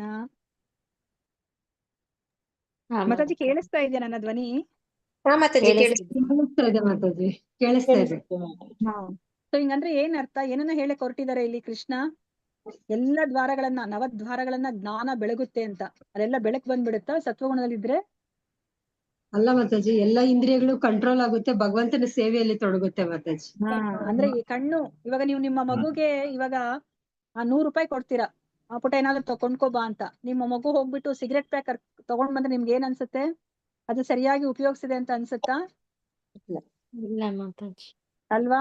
ಎಷ್ಟು ದುಃಖ ಆಗತ್ತೆ ಅಲ್ವಾ. 100 ರೂಪಾಯಿನ ಅದು ಸದ್ಬಳಕೆ ಮಾಡ್ಕೋಬಹುದಾಗಿತ್ತು ಅಲ್ವಾ. ಪೆನ್ಸಿಲ್, ಪೆನ್ನೋ ಅಥವಾ ಚಾಕ್ಲೇಟ್ ಏನೋ ಒಂದು ಒಳ್ಳೆ ವಸ್ತುನ ತಗೊಂಡ್ಬರ್ಬೋದಾಗಿತ್ತು. ಅದು ಬುಕ್ ಏನಾದ್ರು, ಹೋಗಿ ಅದು ಸಿಗರೇಟ್ ಎತ್ಕೊಂಡ್ ಬಂದಿದೆ ಅಲ್ವಾ. ಅಂದ್ರೆ ಅದು ಏನಕ್ಕೆ ಅದಿದೆಯೋ ಅದಕ್ಕೆ ನಾವು ಉಪಯೋಗಿಸ್ತಾ ಇಲ್ಲ ಅಲ್ವಾ. ಇವಾಗ ಕಣ್ಣುಗಳಿಂದ ನಾವು ಏನನ್ನ ಒಳ್ಳೇದನ್ನ ಮಾಡ್ಲಿಕ್ಕೆನೆ ಭಗವಂತ ಕೊಟ್ಟಿರೋದು ಅಲ್ವಾ. ಅದನ್ನ ಬಿಟ್ಟು ನಾವು ಕೆಟ್ಟದನ್ನ ನೋಡ್ಲಿಕ್ಕೆ ನಾವು ಉಪಯೋಗಿಸಿದಾಗ ಅಲ್ಲಿ ಅದು ಜ್ಞಾನಯುತವಾಗಿ ನಾವು ಅದನ್ನ ಉಪಯೋಗಿಸ್ತಿಲ್ಲ ಅಂತ ಅರ್ಥ ಅಲ್ವಾ. ಜ್ಞಾನವು ಬೆಳಗಿದಾಗ ಅಂದ್ರೆ ಅದೇನೆ ಅಲ್ವಾ. ಸೊ ಸರಿಯಾದ ರೀತಿಯಲ್ಲಿ ಅದನ್ನ ಬಳಕೆ ಮಾಡ್ಕೋತಾ ಇಲ್ಲ. ಕೈಗಳನ್ನ, ಕಾಲುಗಳನ್ನ, ಕಿವಿಗಳನ್ನ, ಮೂಗು ಎಲ್ಲವನ್ನೂ ಸಹ ನಾವು ಜ್ಞಾನಯುತವಾಗಿ ನಾವು ಬಳಸ್ತೀವಿ ಸತ್ವಗುಣದಲ್ಲಿ ಇದ್ರೆ ಅಲ್ವಾ. ಏನಕ್ಕೆ ಉಪಯೋಗಿಸ್ಬೇಕು ಅಂತ ನಮ್ಗೆ ಗೊತ್ತಿರ್ಬೇಕು ಅಲ್ವಾ. ಇವಾಗ ಬಂಗಾರದ ಗಟ್ಟಿಯನ್ನ ನಾನು ಅಡಿಗೆ ಮನೆಗೆ ಇಟ್ಕೊಂಡು ಅದನ್ನ ಮೆಣಸರಿಯಕ್ಕೆ ಉಪಯೋಗಿಸಿದ್ರೆ ಹೆಂಗಿರುತ್ತೆ ಅಲ್ವಾ. ಅದು ಸದ್ಬಳಕೆನಾ?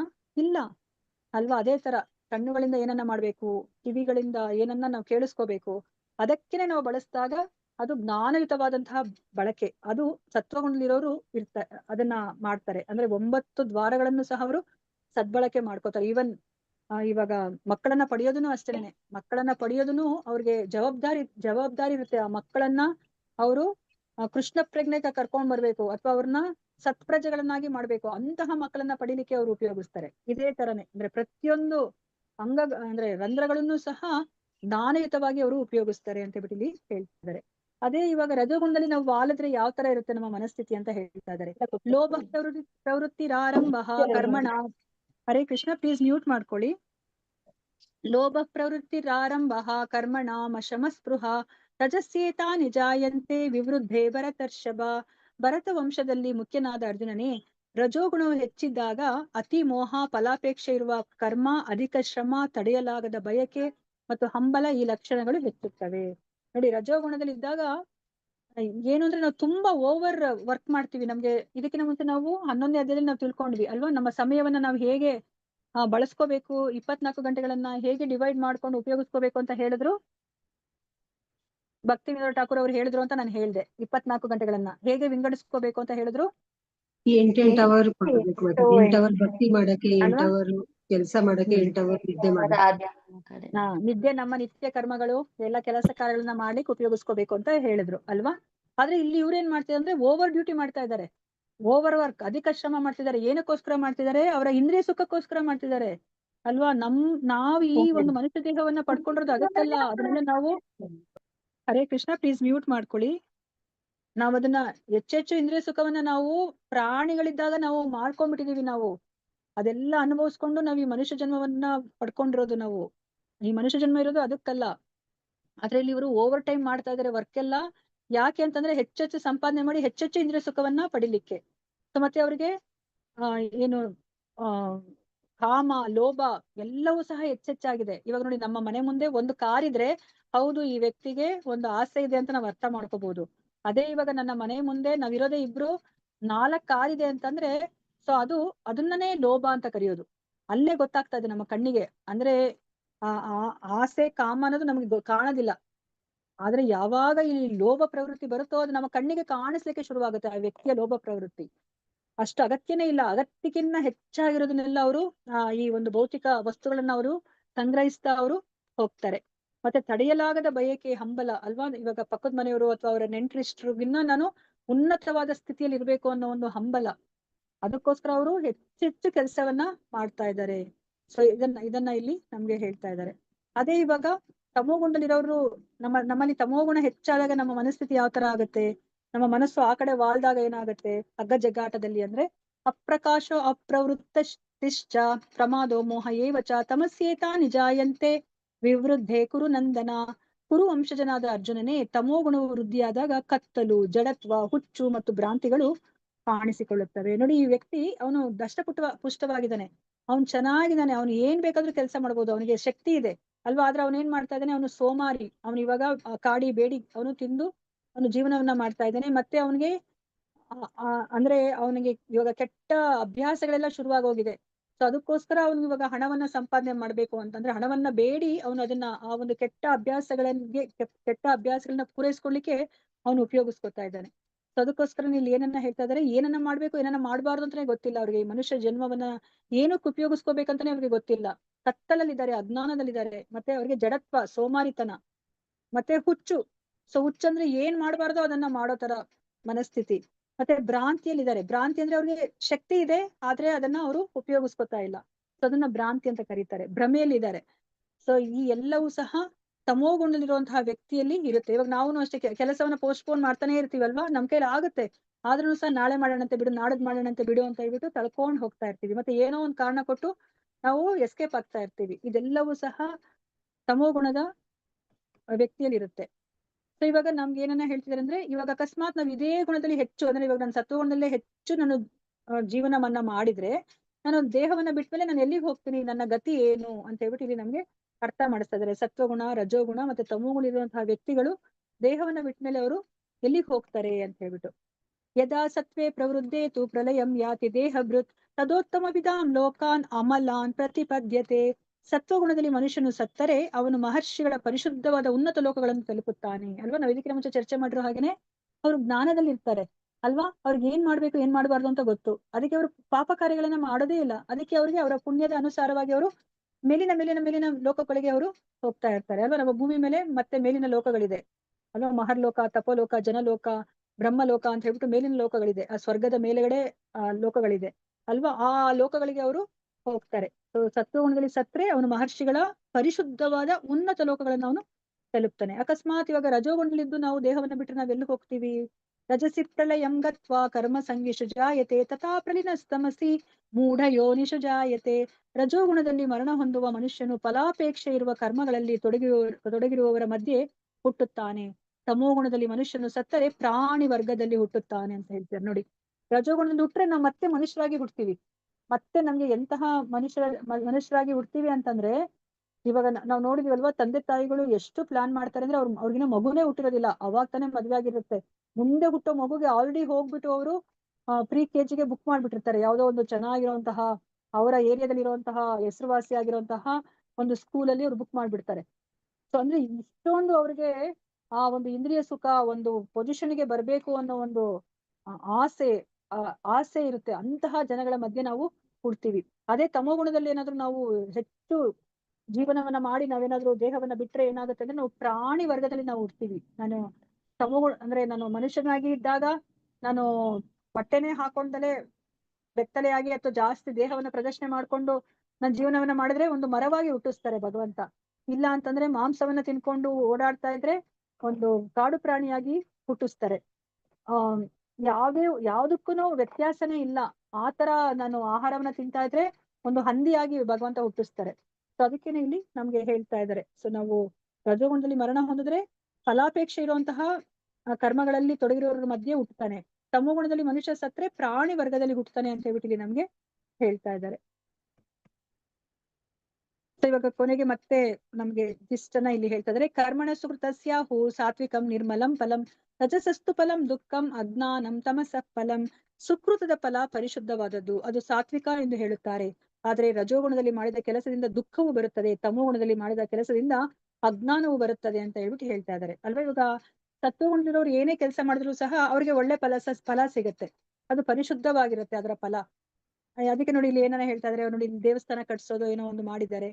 ಅದೇ ಇಲ್ಲಿ ರಜೋಗುಣದವ್ರು ಅವ್ರು ಏನ್ ಮಾಡ್ತಾರೆ ಅಂದ್ರೆ ಅವ್ರಿಗೆ ತುಂಬಾ ಆಸೆ ಅಲ್ವಾ, ಅವ್ರಿಗೆ ಏನು ಸ್ಕೇಪರ್ ಗಗನಚುಂಬಿ ಕಟ್ಟಡಗಳನ್ನ ಕಟ್ಟಿಸ್ಬೇಕು ಅಂತ ಹೇಳ್ಬಿಟ್ಟು ಅವ್ರು ಏನ್ ಮಾಡ್ತಾರೆ, ಕಷ್ಟಪಟ್ಟು ಆ ಕೆಲಸ ಮಾಡಿ ಅವರು ಆ ಕಟ್ಟಡವನ್ನ ಕಟ್ಟಿಸ್ತಾರೆ. ಕೊನೆಗೆ ಏನಾಗುತ್ತೆ, ಅದನ್ನ ಆ ಸೋಲ ಮಾಡೋದನ್ನ ತೀರಿಸೋದ್ರಲ್ಲಿ ಅವ್ರಿಗೆ ದುಃಖ ಆಗೋಗುತ್ತೆ, ಅವರ ಜೀವನವೇ ಮುಗ್ದು ಹೋಗ್ಬಿಡುತ್ತೆ ಅಲ್ವಾ.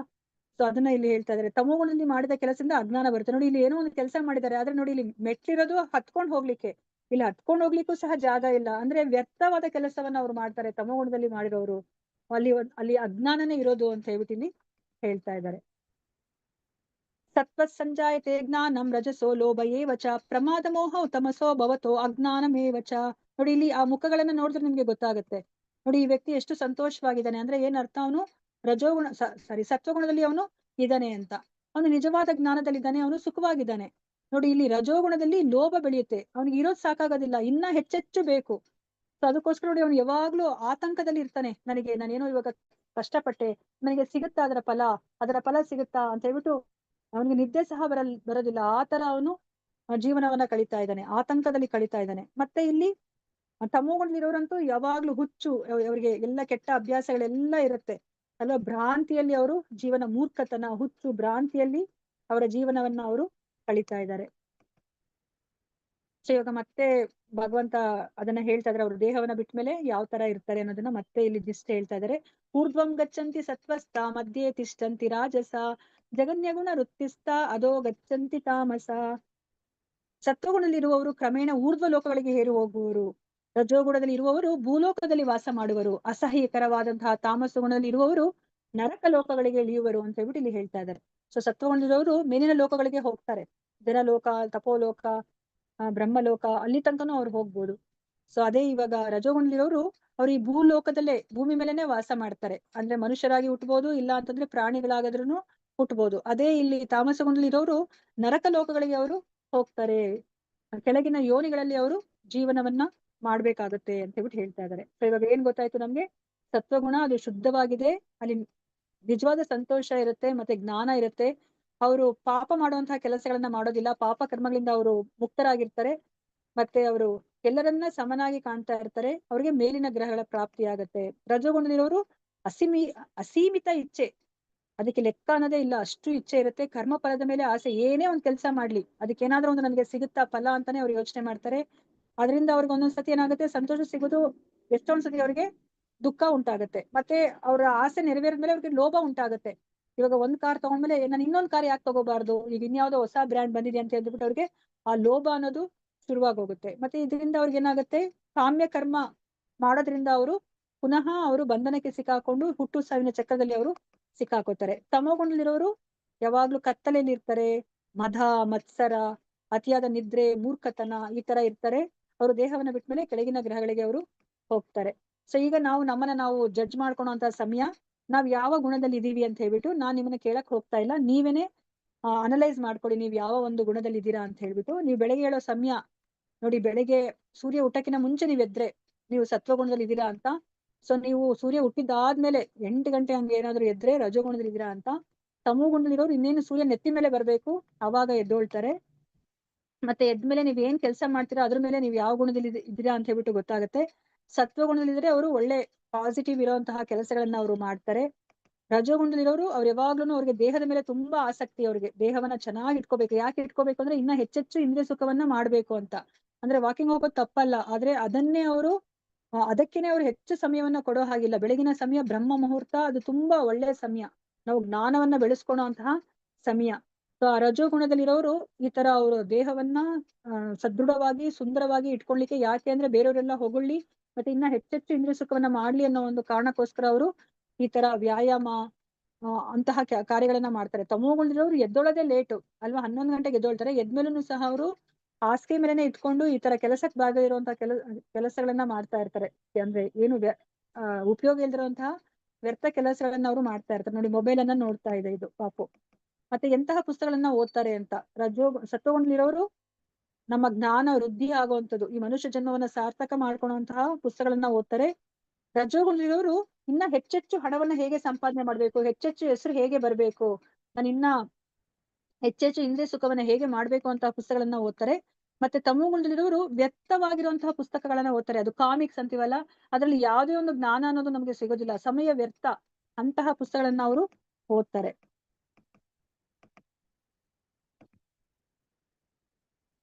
ಮತ್ತೆ ಮಲಗೋ ಸಮಯ, ಸತ್ವಗುಣದಲ್ಲಿರೋರು ಬೇಗ ಎದ್ದೊಳ್ಬೇಕು, ಅದಕ್ಕೆ ಅವರು ಬೇಗ ಮಲ್ಕೋಬೇಕು. ಸೊ 9 ಗಂಟೆಗೆ ಮಲ್ಕೊಳ್ಳೋದು ಗುಣದಲ್ಲಿರೋರ್ದು ಲಕ್ಷಣ. ರಜೋಗುಣದಲ್ಲಿರೋರು ಇನ್ನೇನು ಮಧ್ಯರಾತ್ರಿ ಆಗ್ಬೇಕು ಅವಾಗ ಮಲ್ಕೋತಾರೆ. ತಮೋಗುಣದಲ್ಲಿರೋರು ಮಧ್ಯರಾತ್ರಿ ದಾಟಿ ಇನ್ನ ಯಾರೆಲ್ಲ ಇವಾಗ ಕೃಷ್ಣ ಪ್ರಜ್ಞೆಲಿರೋರೆಲ್ಲ 2 ಗಂಟೆ 3 ಗಂಟೆಗೆ ಎದ್ದೊಳ್ತಾರೆ. ಅವರು ಜಪ ಮಾಡಿ ಮಂಗಳಾರತಿ ಅಟೆಂಡ್ ಮಾಡ್ಲಿಕ್ಕೋಸ್ಕರ ಅವರು ಎದ್ದೊಳ್ತಿರ್ತಾರೆ. ಈ ತಮೋಗುಣದಲ್ಲಿರೋರು ಆವಾಗ ಮಲ್ಕೋತಾರೆ. ಸೊ ಇದು ಮಲಗುವಂತಹ ಸಮಯ. ಮತ್ತೆ ಸತ್ವಗುಣದಲ್ಲಿರೋರು ನಾವು ಇದಕ್ಕಿಂತ ಮುಂಚೆ ನಾವು ನೋಡಿರೋ ಹಾಗೇನೆ ಅವ್ರು ಯಾವಾಗ್ಲೂ ಪ್ರಶಾಂತವಾಗಿ ಸಂತೋಷವಾಗಿರ್ತಾರೆ. ರಜೋಗುಣದಲ್ಲಿರೋರು ಯಾವಾಗ್ಲೂ ಆತಂಕದಲ್ಲಿರ್ತಾರೆ. ತಮೋಗುಣದಲ್ಲಿರೋರು ಯಾವಾಗ್ಲೂ ಸಹ ಹುಚ್ಚಲ್ಲಿ ಭ್ರಾಂತಿಯಲ್ಲಿ ಅವರು ಇರ್ತಾರೆ. ಮತ್ತೆ ಈವನ್ ಪಕ್ಷಿಗಳು ಪ್ರಾಣಿಗಳನ್ನು ಸಹ ಅದರ ಕೆಲಸ ಕಾರ್ಯಗಳನ್ನ ನೋಡಿ ನಾವು ಯಾವ ಗುಣದಲ್ಲಿದೆ ಅಂತ ಹೇಳ್ಬಿಟ್ಟು ನಾವು ಹೇಳ್ಬೋದು. ಕಾಗೆ ಅದು ಹೊಲಸು ಪ್ರದೇಶದಲ್ಲಿ ಇರೋದ್ರಿಂದ ಅದು ತಮೋ ಗುಣದಲ್ಲಿ ಇರುತ್ತೆ. ಮತ್ತೆ ದುಂಬಿ ಅದಕ್ಕೆ ಸಂಗ್ರಹ ಮಾಡೋದು, ಎಲ್ಲಾ ಹೂವಿಗೆ ಹೋಗ್ಬಿಟ್ಟು ಅದು ಸಂಗ್ರಹಗಳನ್ನ ಮಾಡ್ಕೊಂಡು ಬರುತ್ತೆ. ಅದಕ್ಕೆ ಕೂಡಿಡುವಂತಹ ಬುದ್ಧಿ, ಅದಕ್ಕೆ ಅದು ರಜೋಗುಣವನ್ನ ಪ್ರತಿನಿಧಿಸುತ್ತೆ. ಮತ್ತೆ ಹಂಸ ಅಲ್ವಾ, ಹಂಸ ಅದಕ್ಕೆ ಏನೋ ಪ್ರಶಾಂತವಾಗಿರುವಂತಹ ಮತ್ತೆ ಶುಭ್ರವಾಗಿರುವಂತಹ ನೀರಲ್ಲಿ ಅದು ವಾಸ ಮಾಡುತ್ತೆ. ಸೊ ಅದಕ್ಕೆ ಅದು ಹಂಸ, ಅದು ಸತ್ವಗುಣವನ್ನ ಅದು ಪ್ರತಿನಿಧಿಸುತ್ತೆ. ಸೊ ಇವಾಗ ನಮ್ಗೆ ಇವಾಗ ಒಂದು ಯೋಚನೆ ಬರುತ್ತೆ, ಹೌದಾ ಈ 3 ಗುಣದಲ್ಲಿ ಯಾವುದೇ ಗುಣದಲ್ಲಿ ಇದ್ರೂ ಸಹ ನಾವು ಬಂಧನಕ್ಕೆ ಒಳಗಾಗ್ತೀವಾ, ಮತ್ತೆ ಹುಟ್ಟು ಸಾವಿನ ಚಕ್ರಕ್ಕೆ ನಾವು ಸಿಕ್ಕಾಕೋತೀವಾ? ಹಾಗಾದ್ರೆ ಏನ್ ಮಾಡೋದು, ಹೇಗೆ ಈ 3 ಗುಣಗಳನ್ನ ಮೀರೋದು ಅಂತ ನಮ್ಗೆ ಯೋಚನೆ ಬರುತ್ತೆ ಅಲ್ವಾ. ಅದಕ್ಕೆ ನಮ್ಗೆ ಇಲ್ಲಿ ಭಗವಂತ ಹೇಳ್ತಾ ಇದ್ದಾರೆ ನೋಡಿ. ಇವಾಗ ಇಷ್ಟೊತ್ತು ಹೇಳಿದ್ನಲ್ಲ, ನಾವಿಲ್ಲಿ ಭೂರ್ಲೋಕ, ಭೂಮಿ ಮೇಲಿದ್ದೀವಿ, ಭೂಮಿಯಲ್ಲಿದ್ದೀವಿ. ಮೇಲ್ಗಡೆ ನಮ್ಮ ಮೇಲ್ಗಡೆ ಇಲ್ಲಿ 6 ಲೋಕಗಳಿದೆ. ಭೂವರ್ಲೋಕ, ಸ್ವರ್ಗಲೋಕ, ಮಹರ್ಲೋಕ, ಜನಲೋಕ, ತಪೋಲೋಕ, ಸತ್ಯಲೋಕ. ಮತ್ತೆ ಕೆಳಗಡೆ ಅತಲ ವಿತಲ ಸುತಲ ತಲಾತಲ ಮಹಾತಲ ರಸತಲ ಪಾತಾಲ. ಇದ್ರ ಕೆಳಗಡೆ ಆ ನರಕ ಲೋಕಗಳು, 28 ನರಕ ಲೋಕಗಳು ಇರುವಂತದ್ದು. ಸೊ ಇವಾಗ ನಾವೇನಾದ್ರೂ ಸತ್ವಗುಣದಲ್ಲಿದ್ರೆ ಮೇಲಿನ ಲೋಕಕ್ಕೆ ಹೋಗ್ತೀವಿ ನಮ್ಮ ಪುಣ್ಯದ ಅನುಸಾರವಾಗಿ. ಅದೇ ನಾವು ರಜೋಗುಣದಲ್ಲಿದ್ರೆ ನಮ್ಮ ಮತ್ತೆ ಭೂಮಿ ಮೇಲೆ ಹುಡ್ತೀವಿ. ನಾವು ತಮೋಗುಣದಲ್ಲಿದ್ರೆ ನಾವ್ ಈ ಕೆಳಗಿನ ಲೋಕಕ್ಕೆ ನಾವು ಬರ್ತೀವಿ. ಸೊ ಅದಕ್ಕೋಸ್ಕರ ನಮ್ಮ ಆಸೆ ಏನಿರ್ಬೇಕು, ನಾವು 3 ಗುಣಗಳನ್ನ ಮೀರಿ ನಾವು ಈ 7 ಪದರಗಳನ್ನ ದಾಟಿ, ನೋಡಿ ಇದೊಂದು ಮೊಟ್ಟೆ ತರ ಇದೆ, ಕತ್ತಲಿನ ಲೋಕ ನಾವು ಆಕ್ಚುಲಿ ಇರೋದು. ಭಗವಂತ ನಮ್ಮ ಮೇಲೆ ಕರುಣೆಯನ್ನ ತೋರಿ ನಮ್ಗೆ ಸೂರ್ಯ ಚಂದ್ರರನ್ನ ಕೊಟ್ಟಿದ್ದಾರೆ. ಆ ಬೆಳಕುನು ಸಹ ನಮ್ಗೆ ಭೂಮಿ ತನಕ ಅಷ್ಟೇ ಬರೋದು, ಈ ಕೆಳಗಿನ ಲೋಕಕ್ಕೆ ಆ ಬೆಳಕುನು ಸಹ ಮುಟ್ಟೋದಿಲ್ಲ. ಸೊ ಇವಾಗ ನಾವ್ ಈ ಒಂದು ಭೌತಿಕ ಪ್ರಪಂಚವನ್ನ ಬಿಡ್ಬೇಕು ಅಂದ್ರೆ ನಮ್ಗಿರೋದು ಒಂದೇ ಒಂದು ದಾರಿ, ಹರೇ ಕೃಷ್ಣ ಮಹಾಮಂತ್ರ, ಹರೇ ಕೃಷ್ಣ ಕೃಷ್ಣ ಕೃಷ್ಣ ಹರೇ ಹರೇ, ಹರೇ ರಾಮ ರಾಮ ರಾಮ ಹರೇ ಹರೇ. ಈ ಒಂದು ಭಕ್ತಿ ಮಾಡೋದ್ರಿಂದ ಅಷ್ಟೇ ನಾವು ಈ ಒಂದು ಏನು ಭೌತಿಕ ಪ್ರಪಂಚ ಅಂತ ನಾವೇನ್ ಕರಿತೀವಿ, ಈ ಒಂದು ಬ್ರಹ್ಮಾಂಡವನ್ನ ದಾಟಿ ನಾವು ಆಧ್ಯಾತ್ಮಿಕ ಪ್ರಪಂಚಕ್ಕೆ ಹೋಗ್ಲಿಕ್ಕೆ ಸಾಧ್ಯ ಆಗತ್ತೆ. ನಾವಿಲ್ಲಿ ಯಾರನ್ನ ನೋಡ್ತಾ ಇದೀವಿ ಅಂತಂದ್ರೆ, ರತ್ನಾಕರ ಅನ್ನೋ ಒಬ್ಬ ಏನು ದರೋಡೆಕಾರನನ್ನ ನೋಡ್ತಾ ಇದೀವಿ. ಅವನ್ಗೆ ಏನ್ ಕೆಲ್ಸ ಅಂತಂದ್ರೆ, ಯಾರು ಅವನಿರೋ ಜಾಗದಲ್ಲಿ ಬರ್ತಾ ಇರ್ತಾರೆ, ಅವನು ಎಲ್ಲಿ ವಾಸ ಮಾಡ್ತಾನೋ ಆ ಜಾಗದಲ್ಲಿ ಯಾರು ಓಡಾಡ್ತಾ ಇರ್ತಾರೆ ಅವ್ರನ್ನ ಹಿಡಿಯೋದು, ಅವ್ರ ಹತ್ರ ಇರುವಂತಹ ಅವ್ರಿಗೆ ಭಯ ಪಡಿಸೋದು, ಅವ್ರ ಹತ್ರ ಇರೋದನ್ನೆಲ್ಲ ಅವನು ವಶಪಡಿಸ್ಕೊಳೋದು. ಇದೇ ತರ ಅವನು ಜೀವನ ಮಾಡ್ತಿರ್ತಾನೆ. ಒಂದ್ಸತಿ ನಾರದರು ಅವನಿರುವಂತಹ ಜಾಗದ ಕಡೆಯಿಂದ ಅವರು ಪ್ರಯಾಣ ಮಾಡ್ತಾ ಇರ್ಬೇಕಾದ್ರೆ ನಾರದರನ್ನ ಅಡ್ಡಗಟ್ಬಿಟ್ಟು, ನಿಮ್ಮ ಹತ್ರ ಇರೋದನ್ನೆಲ್ಲ ಕೊಡಿ ಅಂತ ಹೇಳ್ಬಿಟ್ಟು ನಾರದ್ರು ಕೇಳ್ತಾರೆ. ಆಗ ನಾರದ್ರು, ಸರಿ ನಾನು ಕೊಡ್ತೀನಿ, ನನ್ನ ಪ್ರಶ್ನೆಗೆ ಉತ್ತರ ಕೊಡು ನೀನು ಅಂತ ಹೇಳ್ಬಿಟ್ಟು, ನೀನ್ ಇಷ್ಟೆಲ್ಲ ಅಂದ್ರೆ ಈ ತರ ತಪ್ಪು ಕಾರ್ಯಗಳನ್ನ ಮಾಡ್ತಾ ಇದೆಯಲ್ಲ, ಇದರಿಂದ ನಿನಗೆ ಪಾಪ ಬರುತ್ತೆ, ನೀನ್ ಇದನ್ನೆಲ್ಲ ಮಾಡ್ತಿರೋದು ಯಾಕೆ ಅಂತ ಕೇಳಿದಾಗ, ನನ್ನ ಮನೆಯವ್ರನ್ನ ನಾನು ಪೋಷಣೆ ಮಾಡ್ಬೇಕು, ಅದಕ್ಕೋಸ್ಕರ ನಾನು ಮಾಡ್ತಾ ಇದ್ದೀನಿ ಅಂತಂದ್ರೆ, ಸರಿ, ಆದ್ರೆ ನೀನ್ ಇದೆಲ್ಲ ಮಾಡ್ತಾ ಇದೆಯಲ್ಲ, ಇದರಿಂದ ನಿನ್ಗೆ ತುಂಬಾ ಪಾಪ ಬರುತ್ತೆ, ನೀನು ಇದನ್ನ ಬೇರೆಯವ್ರಿಗಂದ್ರೆ ನಿಮ್ಮ ಮನೆಯವ್ರಿಗೋಸ್ಕರ ಮಾಡ್ತಾ ಇದೆಯಲ್ಲ, ನೀನು ಅವ್ರಿಗೆ ಹೋಗಿ ಕೇಳು, ಅವ್ರೇನಾದ್ರೂ ನಿನ್ನ ಈ ಪಾಪವನ್ನ ಅವರು ಅದರಲ್ಲಿ ಭಾಗಿಯಾಗ್ಲಿಕ್ಕೆ ತಯಾರಿದಾರಾ, ಪಾಪವನ್ನ ಅವ್ರು ತಗೊಂಡ್ಲಿಕ್ಕೆ ರೆಡಿ ಇದಾರಾ ಅಂತ ಕೇಳ್ಕೊಂಡ್ಬಿಟ್ಟು ಬಾ, ಆಮೇಲೆ ನನ್ನ ತಿಳಿಯೋದನ್ನೆಲ್ಲ ನೀನು ಕೊಡ್ತೀನಿ ಅಂತ ಹೇಳ್ತಾರೆ. ಸರಿ ಅಂತ ಬಿಟ್ಟು ರತ್ನಾಕರ ಓಡೋಗಿ ಮನೆಗೆ ಹೋಗ್ಬಿಟ್ಟು ಅವರ ಹೆಂಡತಿನ ಕೇಳ್ತಾನೆ, ತಾಯಿಯನ್ನ ಕೇಳ್ತಾರೆ, ತಂದೆಯನ್ನ ಕೇಳ್ತಾರೆ, ಮಕ್ಕಳನ್ನ ಕೇಳ್ತಾರೆ. ಯಾರನ್ನು ಸಹ ನಾವ್ ತಗೊಳೋದಿಲ್ಲ ನಿನ್ನ ಪಾಪವನ್ನ, ನಾವೇನಾದ್ರೂ ಹೇಳಿದ್ವಾ ನಿನ್ಗೆ ಈ ತರ ಏನೋ ಪಾಪಕರವಾದಂತಹ ಮಾರ್ಗವನ್ನ ಹಿಡಿದು, ಅನ್ಯಾಯದ ಮಾರ್ಗವನ್ನ ಹಿಡಿದು ನಮ್ಮನ್ನ ಸಾಕು ಅಂತ ನಾವೇನಾದ್ರೂ ನಿಮ್ಮನ್ನ ಕೇಳಿದ್ವಾ, ನಾವು ನಿನ್ನ ಪಾಪದಲ್ಲಿ ಭಾಗಿಯಾಗೋದಿಲ್ಲ ಅಂತ ಹೇಳ್ಬಿಟ್ಟು ಹೇಳ್ತಾರೆ. ಆಗ ಓಡೋಡಿ ಬರ್ತಾನೆ ರತ್ನಾಕರ. ಬಂದ್ಬಿಟ್ಟು ನೋಡಿ, ಈ ತರ ನಾನು ಇವ್ರಿಗೋಸ್ಕರ ನಾನು ಇಷ್ಟೆಲ್ಲ ಮಾಡ್ತಾ ಇದ್ರು, ಆದ್ರೆ ಇವ್ರು ಯಾರನ್ನು ಸಹ ನನ್ನ ಪಾಪದಲ್ಲಿ ಭಾಗಿಯಾಗೋದಿಲ್ವಂತ, ನಾನು ಇವಾಗ ಏನನ್ನ ಮಾಡ್ಬೇಕು, ನನ್ನನ್ನ ಕಾಪಾಡಿ ಅಂತ ಕೇಳಿದಾಗ ನಾರದ್ರು ಹೇಳ್ತಾರೆ, ಸರಿ ನೀನೊಂದ್ ಕೆಲ್ಸ ಮಾಡು, ನೀನು ರಾಮನಾಮವನ್ನ ಹೇಳ್ಕೊ ಅಂದ್ರೆ ಅವನು ಎಷ್ಟು ಪಾಪ ಭರಿತನಾಗಿದ್ದಾನೆ ಅಂತಂದ್ರೆ ಅವನ ಬಾಯಿಂದ ರಾಮ ಅಂತಾನು ಹೆಸರು ಬರೋದಿಲ್ಲ, ಅಷ್ಟು ಪಾಪ ಭರಿತನಾಗಿದ್ದಾನೆ. ಅದಕ್ಕೆ ನಾರದ್ರು ಒಂದು ಉಪಾಯ ಮಾಡ್ತಾರೆ, ಸರಿ ನೀನ್ ಯಾವಾಗ್ಲೂ ಯಾರೇ ಜನಗಳನ್ನ ನೋಡಿದ್ರು ಸಹ ನೀನು ಮಾರ್ ಮಾರ್ ಮಾರ್ ಅಂತ ಹೇಳ್ತಿರ್ತಿಯಲ್ಲ, ನೀನು ಮಾರ್ ಮಾರ್ ಮಾರ್ ಮಾರ್ ಅಂತಾನೆ ಹೇಳ್ತಾ ಹೋಗು ಅಂತ ಹೇಳಿದಾಗ ಕೊನೆಗೆ ಅವನು ಮರ ಮರ ಮರ ಮರ ಮರ ಅಂತ ಹೇಳ್ತಾ ಹೇಳ್ತಾ ಹೇಳ್ತಾ ಅವನು ಸಾವಿರಾರು ವರ್ಷಗಳ ಕಾಲ ಅವನು ಆ ಹೆಸರನ್ನ ಹೇಳ್ಕೊಂಡು ಕುತ್ಕೋತಾನೆ. ಆಗ ಅವನ ಮೇಲೆ ಒಂದು ಹುತ್ತವೇ ಬೆಳೆದು ಬಿಡುತ್ತೆ. ಸೊ ಅದಕ್ಕೆ ಅವನನ್ನ, ಆ ರತ್ನಾಕರನನ್ನ ವಾಲ್ಮೀಕಿ ಅಂತ ಹೇಳ್ಬಿಟ್ಟು ಕರೀತಾರೆ. ವಾಲ್ಮೀಕ ಅಂತಂದ್ರೆ ಹುತ್ತ, ಆ ಹುತ್ತದಲ್ಲಿ ಇರುವಂತಹವರು ವಾಲ್ಮೀಕಿ ಅಂತ ಕರೀತಾರೆ. ನಮ್ಗೆ ಗೊತ್ತಿರೋ ಹಾಗೇನೆ ಮುಂದೆ ವಾಲ್ಮೀಕಿಯವರು ರಾಮಾಯಣವನ್ನೇ ಬರೀತಾರೆ ಅಲ್ವಾ. ನೋಡಿ, ಒಬ್ಬ ಶುದ್ಧ ಭಕ್ತನ ಸಂಪರ್ಕದಿಂದ ಆ ತಮೋಗುಣದಲ್ಲಿ ಇರುವಂತಹ ವ್ಯಕ್ತಿ ಈಗ ಅವರು ಶುದ್ಧ ಸತ್ವಗುಣಕ್ಕೆ ಅವರು ಬಂದ್ಬಿಡ್ತಾರೆ ಅಲ್ವಾ. ರಾಮಾಯಣ ಅಂತಹ ಒಂದು ಕಾವ್ಯವನ್ನೇ ಅವರು, ಆಧ್ಯಾತ್ಮಿಕ ಗ್ರಂಥವನ್ನೇ ಅವರು ಬರೆಯುವಂತಹ ಒಂದು ಸ್ಥಿತಿಗೆ ಬರ್ತಾರೆ ಅಲ್ವಾ. ನೋಡಿ, ಅಷ್ಟು ಮಹಿಮೆ, ಆ ಒಂದು ಏನು ಸತ್ಸಂಗದ ಮಹಿಮೆ ಮತ್ತೆ ಆ ರಾಮನಾಮದ ಮಹಿಮೆನ ನಾವು ಇದರಲ್ಲಿ ನಾವು ನೋಡ್ಬೋದು. ಅಂದ್ರೆ ನಾವ್ ಈ 3 ಗುಣಗಳನ್ನ ಮೀರ್ಬೇಕು ಅಂತಂದ್ರೆ ನಾವ್ ಇವಾಗ ಈ ಭಕ್ತಿ ಮಾರ್ಗಕ್ಕೆ ನಾವು ಬರ್ಬೇಕಾಗತ್ತೆ, ಭಕ್ತರ ಸಂಪರ್ಕಕ್ಕೆ ನಾವು ಬರ್ಬೇಕಾಗತ್ತೆ. ಅದನ್ನ ನಮ್ಗೆ ಇಲ್ಲಿ ಹೇಳ್ತಾ ಇದ್ದಾರೆ. ನಾಣ್ಯಂ ಗುಣೇಭ್ಯಃ ಕರ್ತಾರಂ ಯದಾ ದ್ರಷ್ಟಾನುಪಶ್ಯತಿ ಗುಣೇಭ್ಯಶ್ಚ ಪರಂ ವೇತಿ ಮದ್ಭಾವಂ ಸೋಧಿಗಚ್ಚತಿ. ಎಲ್ಲ ಚಟುವಟಿಕೆಗಳಲ್ಲಿ ಈ ಗುಣಗಳಲ್ಲದೆ ಬೇರೆ ಕರ್ತವ್ಯವಿಲ್ಲ ಎನ್ನುವುದನ್ನು ಮನುಷ್ಯನು ಸರಿಯಾಗಿ ಅರ್ಥ ಮಾಡಿಕೊಂಡು ಈ ಎಲ್ಲ ಗುಣಗಳಿಗೆ ಅತೀತರಾದ ಪರಮ ಪ್ರಭುವನ್ನು ಅರಿತಾಗ ಆಧ್ಯಾತ್ಮಿಕ ಭಾವವನ್ನು ಪಡೆಯುತ್ತಾನೆ. ಇವಾಗ ನಾವು ಯೋಚನೆ ಮಾಡಿದ್ವಿ ಅಲ್ವಾ, ಹೇಗಪ್ಪ ನಾವು ಈ 3 ಗುಣಗಳಿಂದ ಹೊರಗಡೆ ಬರ್ಬೇಕು ಅಂತಂದ್ರೆ, ಯಾರು ಈ ಗುಣಗಳಿಗೆ ಅತೀತನಾಗಿದ್ದಾನೆ ಅಂದ್ರೆ, ಯಾರು ಈ ಗುಣಗಳಿಗೆ ಈ ಗುಣಗಳ ಬಂಧನದಿಂದ ಒಳಗಾಗಿಲ್ವೋ ಅವನನ್ನ ನಾವು ಶರಣಾದ್ರೆ ಏನಾಗತ್ತೆ, ನಾವು ಈ 3 ಗುಣಗಳನ್ನ ನಾವು ಮೀರಬಹುದು ಅಂತ ಹೇಳ್ಬಿಟ್ಟು ನಮ್ಗೆ ಇಲ್ಲಿ ಹೇಳ್ತಾ ಇದ್ದಾರೆ. ನಾವು ಅರ್ಥ ಮಾಡ್ಕೋಬೇಕು, ನಾವೇನೇ ಕೆಲಸ ಮಾಡ್ತಿದ್ರು ಸಹ ಈ 3 ಗುಣದಲ್ಲಿ ಒಂದಲ್ಲ ಒಂದು ಗುಣದಲ್ಲಿ ನಾವು ಕೆಲಸ ಮಾಡ್ತಾ ಇದೀವಿ. ಅಥವಾ ನಾವು ಅದ್ರ ಮಿಕ್ಸ್ ಇರುತ್ತೆ, ಒಂದ್ ಸ್ವಲ್ಪ ಸತ್ವಗುಣ, ಒಂದ್ ಸ್ವಲ್ಪ ರಜೋಗುಣ, ಒಂದ್ ಸ್ವಲ್ಪ ಸತ್ವಗುಣ, ಒಂದ್ ಸ್ವಲ್ಪ ತಮೋಗುಣ, ಈ ತರ ಅದು ಡಿಫ್ರೆಂಟ್ ಕಾಂಬಿನೇಷನ್ಸ್ ಅಲ್ಲಿ ಅದು ಇರಬಹುದು. ಸೊ ಅದಕ್ಕೋಸ್ಕರ ನಾವ್ ಏನೇ ಕೆಲಸ ಮಾಡಿದ್ರು ಈ 3 ಗುಣಗಳೇ ಮಾಡ್ತಾ ಇರೋದು ಅಂತ, ನಾವು 3 ಗುಣಗಳಲ್ಲೇ ನಾವು ಮಾಡ್ತಾ ಇದೀವಿ ಅಂತ ಅರ್ಥ ಮಾಡ್ಕೊಂಡು ನಾವು ಈ 3 ಗುಣಗಳಿಗೆ ಅತೀತನಾಗಿರುವಂತಹ ಭಗವಂತನನ್ನ ನಾವು ಶರಣಾದ್ರೆ ಅವಾಗಷ್ಟೇ ನಾವು ಈ 3 ಗುಣಗಳನ್ನ ಮೀರ್ಲಿಕ್ಕೆ ಸಾಧ್ಯ ಆಗುತ್ತೆ ಅಂತ ಹೇಳಿ ಹೇಳ್ತಾ ಇದ್ದಾರೆ. ಗುಣಾನೇತಾನ ತೀತ್ಯ ತ್ರೀನ್ ದೇಹಿ ದೇಹ ಸಮುದ್ಭವಾನ್ ಜನ್ಮ ಮೃತ್ಯು ಜರ ದುಃಖೇರ್ ವಿಮುಕ್ತೋ ಅಮೃತಮಶ್ನುತೆ. ದೇಹಧಾರಿಯಾದ ಜೀವಿಯು ಈ ಐಹಿಕ ದೇಹದೊಂದಿಗೆ ಸಹಯೋಗವಿರುವ ಈ 3 ಗುಣಗಳನ್ನು ಮೀರಬಲ್ಲವನಾಗಬೇಕು. ಆಗ ಅವನು ಹುಟ್ಟು, ಸಾವು, ಮುಪ್ಪು ಮತ್ತು ಅವುಗಳ ದುಃಖಗಳಿಂದ ಬಿಡುಗಡೆ ಹೊಂದಿ ಈ ಜನ್ಮದಲ್ಲಿಯೇ ಅಮೃತವನ್ನ ಸವಿಯುತ್ತಾನೆ ಅಂತ ಹೇಳ್ತಾ ಇದ್ದಾರೆ.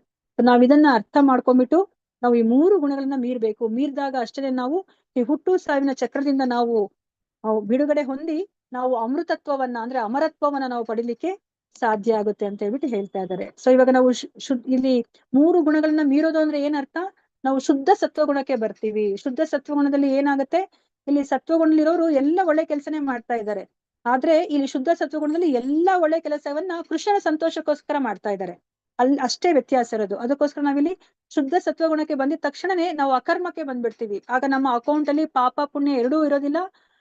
ನಮ್ಮ ಅಕೌಂಟ್ ಅಲ್ಲಿ ಯಾವಾಗ ನಿಲ್ ಬ್ಯಾಲೆನ್ಸ್ ಆಗುತ್ತೆ, ಪಾಪವೂ ಇಲ್ಲ ಪುಣ್ಯವೂ ಇಲ್ದಂಗ ಆಗುತ್ತೋ ಆಗ ನಾವು ಭಗವಂತ ಲೋಕಕ್ಕೆ ಹೋಗುವಂತಹ ಅರ್ಹತೆನ ನಾವು ಪಡಿತೀವಿ. ಸೊ ಅದಕ್ಕೋಸ್ಕರ ನಾವು ಈ ಕೃಷ್ಣ ಪ್ರಜ್ಞೆಯಲ್ಲಿ ನಾವು ಜೀವನವನ್ನ ಮಾಡ್ಬೇಕು. ಸೊ ನಾವು ಚಾಂಟಿಂಗ್ ಅನ್ನ ಮಾಡ್ಬೇಕು, ಮತ್ತೆ ಗುರುಗಳ ಒಂದು ಮಾರ್ಗದರ್ಶನದಲ್ಲಿ ನಾವು ಆಧ್ಯಾತ್ಮಿಕ ಜೀವನವನ್ನ ನಾವು ನಡಿಬೇಕು. ಭಗವದ್ಗೀತೆ, ಭಾಗವತ ಪುಸ್ತಕಗಳನ್ನ ಓದ್ಬೇಕು, ಹರಿನಾಮ ಸಂಕೀರ್ತನೆಯನ್ನ ಮಾಡ್ಬೇಕು, ಪ್ರಸಾದವನ್ನ ನಾವು ಸ್ವೀಕರಿಸ್ಬೇಕು, ಮತ್ತೆ ಒಳ್ಳೆಯ ಒಂದು ವಿಚಾರವನ್ನೇ ಕೇಳ್ಬೇಕು. ಯಾಕಂದ್ರೆ ಒಳ್ಳೇದು ಅಂದ್ರೆ ಏನ್ ಒಳಗಡೆ ಹೋಗುತ್ತೋ ಅದೇ ಹೊರಗಡೆ ಬರೋದು ಅಲ್ವಾ. ಸೊ ಅದಕ್ಕೆ ಗುಡ್ ಇನ್ ಗುಡ್ ಔಟ್, ಅದೇ ತರ ಬ್ಯಾಡ್ ಇನ್ ಬ್ಯಾಡ್ ಔಟ್ ಆಗತ್ತೆ. ಸೊ ಅದಕ್ಕೋಸ್ಕರ ನಾವು ಆ ಒಂದು ಸತ್ಸಂಗದಲ್ಲಿ ನಾವು ಇರ್ಬೇಕಾಗತ್ತೆ ಅಂತ ಹೇಳ್ತಾ ಇದ್ದಾರೆ. ಸೊ ಇವಾಗ ಇಲ್ಲಿ ನಮ್ಗೆ ಏನನ್ನ ಅರ್ಥ ಮಾಡಿಸ್ತಾ ಇದ್ದಾರೆ, ಇವಾಗ ಸರಿ, ಇವಾಗ ಒಬ್ಬ ವ್ಯಕ್ತಿ ಶುದ್ಧ ಸತ್ವ ಗುಣದಲ್ಲಿ ಇದ್ರೆ ಅವ್ರು ಹೇಗಿರ್ತಾರೆ, ನಮ್ಗೆ ಹೆಂಗ್ ಗೊತ್ತಾಗತ್ತೆ ಈ ವ್ಯಕ್ತಿ ಶುದ್ಧ ಸತ್ವ ಗುಣದಲ್ಲಿದ್ರೆ ಅಂತ ಪ್ರಶ್ನೆ ಬರುತ್ತೆ. ಅದಕ್ಕೆ ನಮ್ಗೆ ಇಲ್ಲಿ ಹೇಳ್ತಾ ಇದಾರೆ, ಈ ಶುದ್ಧ ಸತ್ವ ಗುಣದಲ್ಲಿರೋರು ಹೇಗಿರ್ತಾರೆ ಅಂತ ಹೇಳ್ಬಿಟ್ಟು ಇಲ್ಲಿ ಅರ್ಜುನ ಪ್ರಶ್ನೆಯನ್ನ ಕೇಳ್ತಾ ಇದಾರೆ. ತೈರ್ಲಿಂಗೇ ಸ್ತ್ರೀನ್ ಗುಣಾನೇ ತಾನ್ ಅತಿತೋ ಭವತಿ ಪ್ರಭೋ ಹಿಮಾಚಾರ ಕಥಂ ಚೈತಾಂ ಸ್ತ್ರೀನ್ ಗುಣಾನತಿ ವರ್ತತೆ. ಅರ್ಜುನನು ಪ್ರಶ್ನಿಸಿದನು, ಪ್ರಿಯ ಪ್ರಭುವೆ, ಈ ಗುಣತ್ರಯಗಳನ್ನು ಮೀರಿದವನ ಲಕ್ಷಣಗಳು ಯಾವುವು, ಆತನು ಹೇಗೆ ನಡೆದುಕೊಳ್ಳುತ್ತಾನೆ, ಅವನು ಹೇಗೆ ಪ್ರಕೃತಿ ಗುಣಗಳನ್ನ ಮೀರುತ್ತಾನೆ ಅಂತ ಹೇಳ್ಬಿಟ್ಟು ಇಲ್ಲಿ ಅರ್ಜುನ ಪ್ರಶ್ನೆಯನ್ನ ಕೇಳ್ತಾ ಇದ್ರೆ, ಅದಕ್ಕೆ ಇಲ್ಲಿ ಕೃಷ್ಣ ಉತ್ತರವನ್ನ ಹೇಳ್ತಾ ಇದಾರೆ, ಹೇಗೆ ಆ ಶುದ್ಧ ಸತ್ವಗುಣದಲ್ಲಿ ಇರುವಂತಹ ವ್ಯಕ್ತಿ ಇರ್ತಾರೆ ಅಂತ ಹೇಳ್ಬಿಟ್ಟು. ಇಲ್ಲಿ ನಾರದರಿಗೆ ಇಲ್ಲಿ ಎಕ್ಸಾಂಪಲ್ ಅನ್ನ ಕೊಡ್ತಾ ಇದ್ದಾರೆ. ಪ್ರಕಾಶಂಚ ಪ್ರವೃತ್ತಿಂ ಚ ಮೋಹಮೇವ ಚ ಪಾಂಡವ ನದ್ವೇಷ್ಟಿ ಸಂಪ್ರವೃತ್ತಾನಿ ನಾನಿವೃತ್ತಾನಿ ಕಾಂಕ್ಷತಿ ಉದಾಸೀನ ವದಾಸೀನೋ ಗುಣೇರ್ಯೋ ನ ವಿಚಾಲ್ಯತೆ ಗುಣಾವರ್ತಂತ ಇತ್ಯೇವ ಯೋ ಅವತಿಷ್ಠತಿ ನೇಂಗತೆ ಸಮದುಃಖ ಸುಖಸ್ವಸ್ಥಃ ಸಮಲೋಷ್ಟಾಶ್ಮ ಕಾಂಚನಃ ತುಲ್ಯ ಪ್ರಿಯ ಪ್ರಿಯೋ ಧೀರಃ ತುಲ್ಯ ನಿಂದಾತ್ಮ ಸಂಸ್ತುತಿಃ ಮಾನಾಪಮಾನಯೋಸ್ತುಲ್ಯಃ ತುಲ್ಯೋ ಮಿತ್ರಾರಿಪಕ್ಷಯೋಃ ಸರ್ವಾರಂಭ ಪರಿತ್ಯಾಗಿ ಗುಣಾತೀತಸ್ಸ ಉಚ್ಯತೆ. ನೋಡಿ ಯಾವ ತರ ಇರ್ತಾರೆ ಅಂತಂದ್ರೆ, ಈ 3 ಗುಣಗಳನ್ನು ಮೀರಿರೋರು, ಅವರು ಬೆಳಕು, ಪ್ರವೃತ್ತಿ, ಮೋಹಗಳು ಇದ್ದಾಗ ಅವನ್ನು ದ್ವೇಷಿಸುವುದಿಲ್ಲ, ಅವು ಮರೆಯಾದಾಗ ಅವುಗಳನ್ನ ಬಯಸುವುದಿಲ್ಲ. ಅವನು ಐಹಿಕ ಗುಣಗಳ ಈ ಎಲ್ಲ ಪ್ರತಿಕ್ರಿಯೆಗಳ ಉದ್ದಕ್ಕೂ ನಿಶ್ಚಲವಾಗಿ ಮತ್ತು ನಿರಾತಂಕವಾಗಿ ಇರುತ್ತಾನೆ. ಗುಣಗಳು ಮಾತ್ರವೇ ಕೆಲಸ ಮಾಡುತ್ತವೆ ಎನ್ನುವುದನ್ನು ಅರ್ಥ ಮಾಡಿಕೊಂಡು ಉದಾಸೀನನಾಗಿ ಮತ್ತು ಆಧ್ಯಾತ್ಮಿಕ ಮನಸ್ಕನಾಗಿ ಉಳಿಯುತ್ತಾನೆ. ಅವನು ಆತ್ಮನಲ್ಲಿ ಸ್ಥಿರನಾಗಿ ಸುಖ ದುಃಖಗಳನ್ನು ಒಂದೇ ರೀತಿ ಕಾಣುತ್ತಾನೆ. ಒಂದು ಮಣ್ಣಿನ ಹೆಂಟೆ, ಒಂದು ಕಲ್ಲು, ಒಂದು ಚಿನ್ನದ ತುಂಡು ಎಲ್ಲವನ್ನು ಸಮದೃಷ್ಟಿಯಿಂದ ಕಾಣುತ್ತಾನೆ. ಪ್ರಿಯ ಅಪ್ರಿಯಗಳ ವಿಷಯದಲ್ಲಿ ಒಂದೇ ಸಮನೆ ಇರುತ್ತಾನೆ.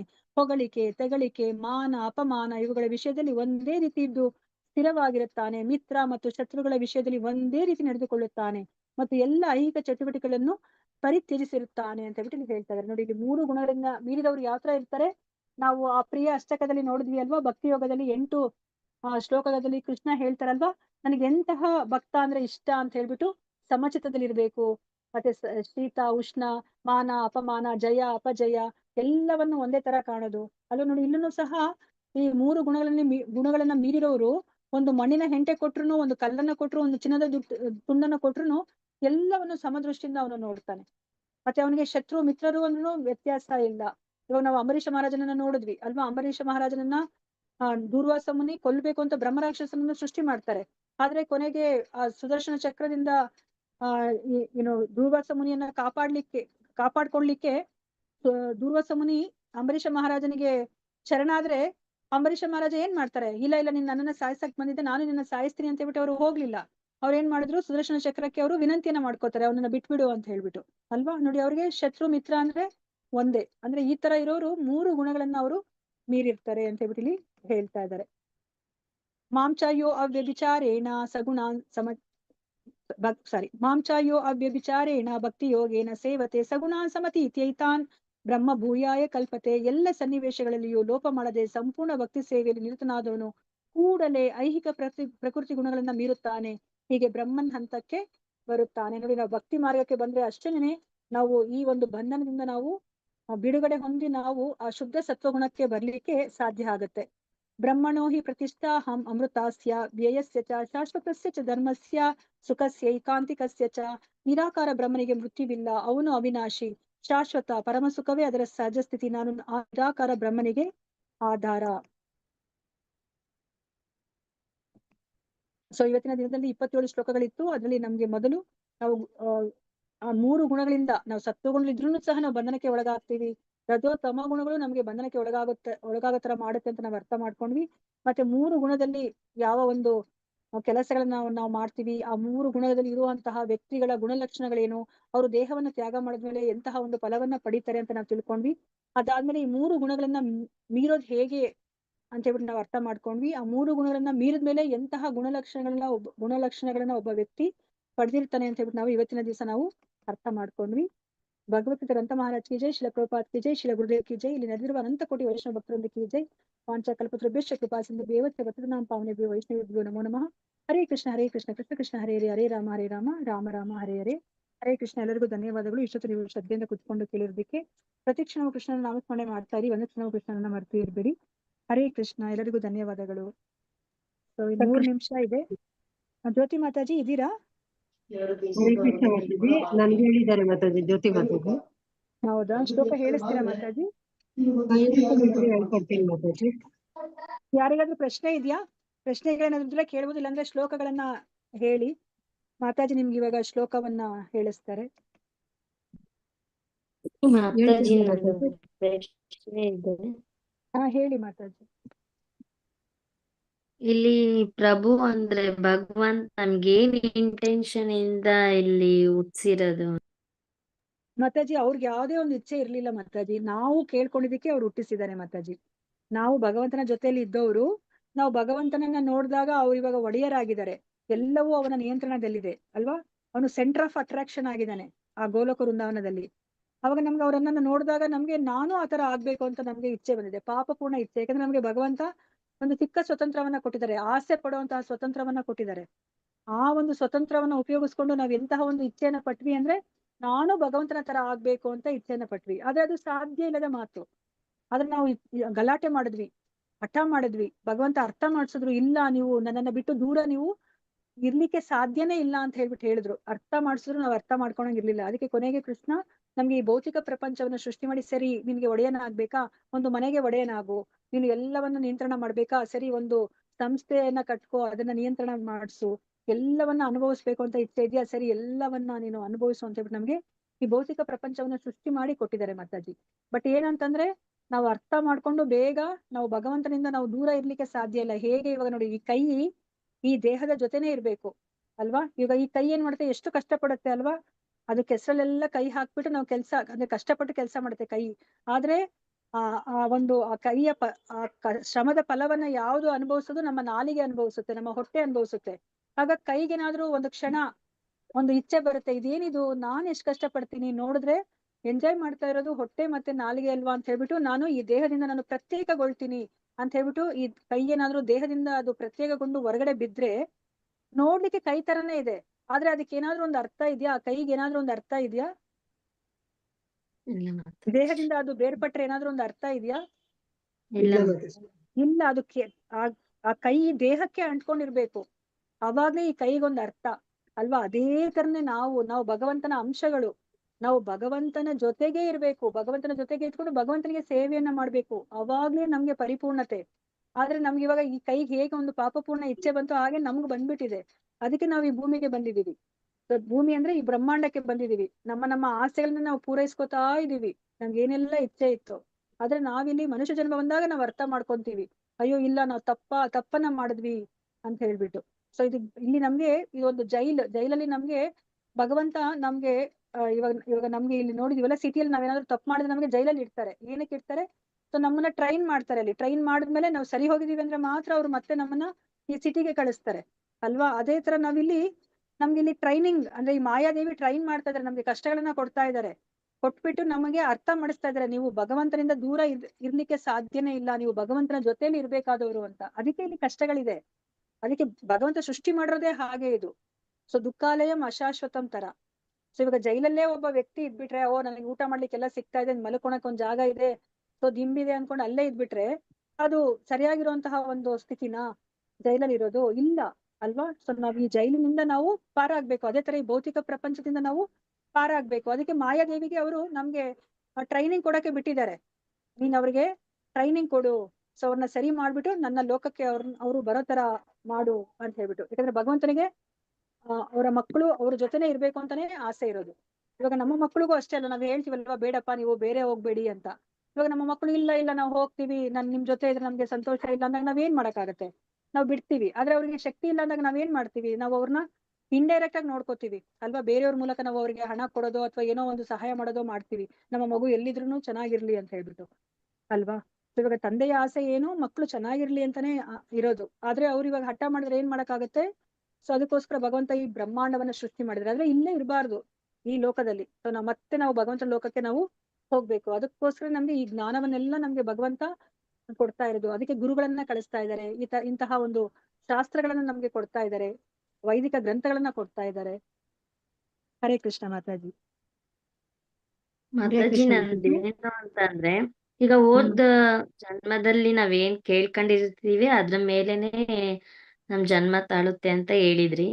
ನನಗ್ ಮೇನ್ ಆಸೆನೂ ಇದೆ, ಅದ್ರ ಜೊತೆ ನಾವು ಜೀವನ ಮಾಡೋ ರೀತಿ, ನಾವ್ ಇವಾಗ ಯಾವ ಗುಣದಲ್ಲಿ ನಾವು ಜೀವನ ಮಾಡ್ತೀವೋ ಅದೇ ತರದ ದೇಹ ಬರುತ್ತೆ ಅಂತ. ಆತರ ಅಂದ್ರೆ ನಂದೇನ್ ಪ್ರಶ್ನೆ ಅಂದ್ರೆ, ನಾವು ಜೀವನ ಮಾಡಿದ್ರೆ ಮತ್ತೆ ನಾನು ಮನುಷ್ಯನಾಗೆ ಹುಡ್ತೀನಿ ಆತರ. ಹೇಳಿ ಮಾತಾಜಿ. ಅಂದ್ರೆ ನನಗೇನಂತಂದ್ರೆ ಮಾತಾಜಿ, ಇದ್ ಸ್ಟಾರ್ಟಿಂಗ್ ಅಂದ್ರೆ ಸೃಷ್ಟಿಸಿದಾರಲ್ಲ ದೇವ್ರು, ಏನ್ ರೀಸನ್ ಅಂತ. ಈಗ ಫಸ್ಟ್ ಮನು ಅಲ್ವಾ ಹುಟ್ಟಿದ್ದು? ಏನ್ ಸ್ಟಾರ್ಟಿಂಗ್ ಇಂದ ನಂಗೆ ರೀಸನ್ ಅಂದ್ರೆ ಏನಕ್ಕೆ ಸೃಷ್ಟಿ ಆಗಿರೋದು ಅಂತ ಮಾತಾಜಿ ಇವಾಗ ಬೇಕಿತ್ತು. ಹೇಳಿದ್ನಲ್ಲ ಮಾತಾಜಿ, ಅದಕ್ಕೋಸ್ಕರನೇ ಸೃಷ್ಟಿ ಆಗಿರೋದು. ಇವಾಗ ನಮ್ಮ ಆಸೆಗಳನ್ನ ಪೂರೈಸ್ಲಿಕ್ಕೆ ಒಂದ್ ಜಾಗ ಬೇಕಲ್ಲ. ಇವಾಗ ಮಗು ಬಂದು ನಿಮ್ಗೆ ಗಲಾಟೆ ಮಾಡುತ್ತೆ ಅಡಿಗೆ ಮನೇಲಿ ಇದ್ದಾಗ, ನಾನ್ ಅಡಿಗೆ ಮಾಡ್ತೀನಮ್ಮ ಅಂತ ಹೇಳುತ್ತೆ. ಅವಾಗ ಮಗುಗ್ ಏನ್ ಹೇಳ್ತೀರಾ? ಬೇಡ ಪುಟ್ಟ, ನಿನಗೆ ಅಡಿಗೆ ಮಾಡಕ್ ಆಗೋದಿಲ್ಲ, ನಾನ್ ಮಾಡಿದ್ರೆ ನೀನ್ ತಿನ್ನು ಸಂತೋಷವಾಗಿರು ಅಂತ ಹೇಳ್ತೀರಾ.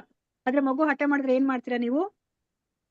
ಆಟ ಸಾಮಾನ್ ಕೊಡ್ತೀರಾ, ಆಟ ಆಡು ಅಂತ. ಅದ್ರಲ್ಲಿ ನಿನ್ನ ಆಸೆ ಪೂರೈಸ್ಕೊ ಅಂತ ಕೊಡ್ತಿರೋ ಇಲ್ವಾ ನೀವು? ಹೌದು ಮಾತಾಜಿ. ಅದೇ ತರ ನಮ್ಗೆ ಭಗವಂತ ಈ ಒಂದು ಭೌತಿಕ ಪ್ರಪಂಚವನ್ನ ಕೊಟ್ಟಿದ್ದಾರೆ, ನಿಮ್ಮ ಆಸೆಗಳನ್ನ ಪೂರೈಸ್ಕೊಳ್ಳಿ ಅಂತ. ಇದೊಂದು ಆಟ ಸಾಮಾನ್ ತರ ನಮ್ಗೆ, ನಮ್ಮ ಇದು ಆಸೆ ಪೂರೈಸ್ಕೊಳ್ಲಿಕ್ಕೆ. ಅದಕ್ಕೆ ನಮ್ಗೆ ಇಲ್ಲಿ ಸಂತೋಷ ಸಿಗ್ತಾ ಇಲ್ಲ. ಇವಾಗ ನಮ್ಮ ಮಗುಗೆ ಎಷ್ಟೇ ಆಟ ಸಾಮಾನ್ ಕೊಟ್ರುನು ಅದು ಚಪಾತಿ ಮಾಡ್ಕೋಬಹುದು, ಏನೇ ಮಾಡ್ಕೋಬಹುದು. ಆ ಚಪಾತಿ ಆಟ ಆಡೋದ್ರಲ್ಲಿ ಚಪಾತಿ ಮಾಡ್ಕೊಂಡ್ರು ಅದನ್ನ ತಿನ್ನಕ್ಕಾಗತ್ತಾ? ಇಲ್ಲ. ಅದು ಮತ್ತೆ ವಾಪಸ್ ಅಮ್ಮನ ಹತ್ರನೇ ಬರ್ಬೇಕು, ಅಮ್ಮ ಹೊಟ್ಟೆ ಹಸುವಾಗ್ತಿದೆ ಚಪಾತಿ ಕೊಡು ಅಂತ. ಹೌದು.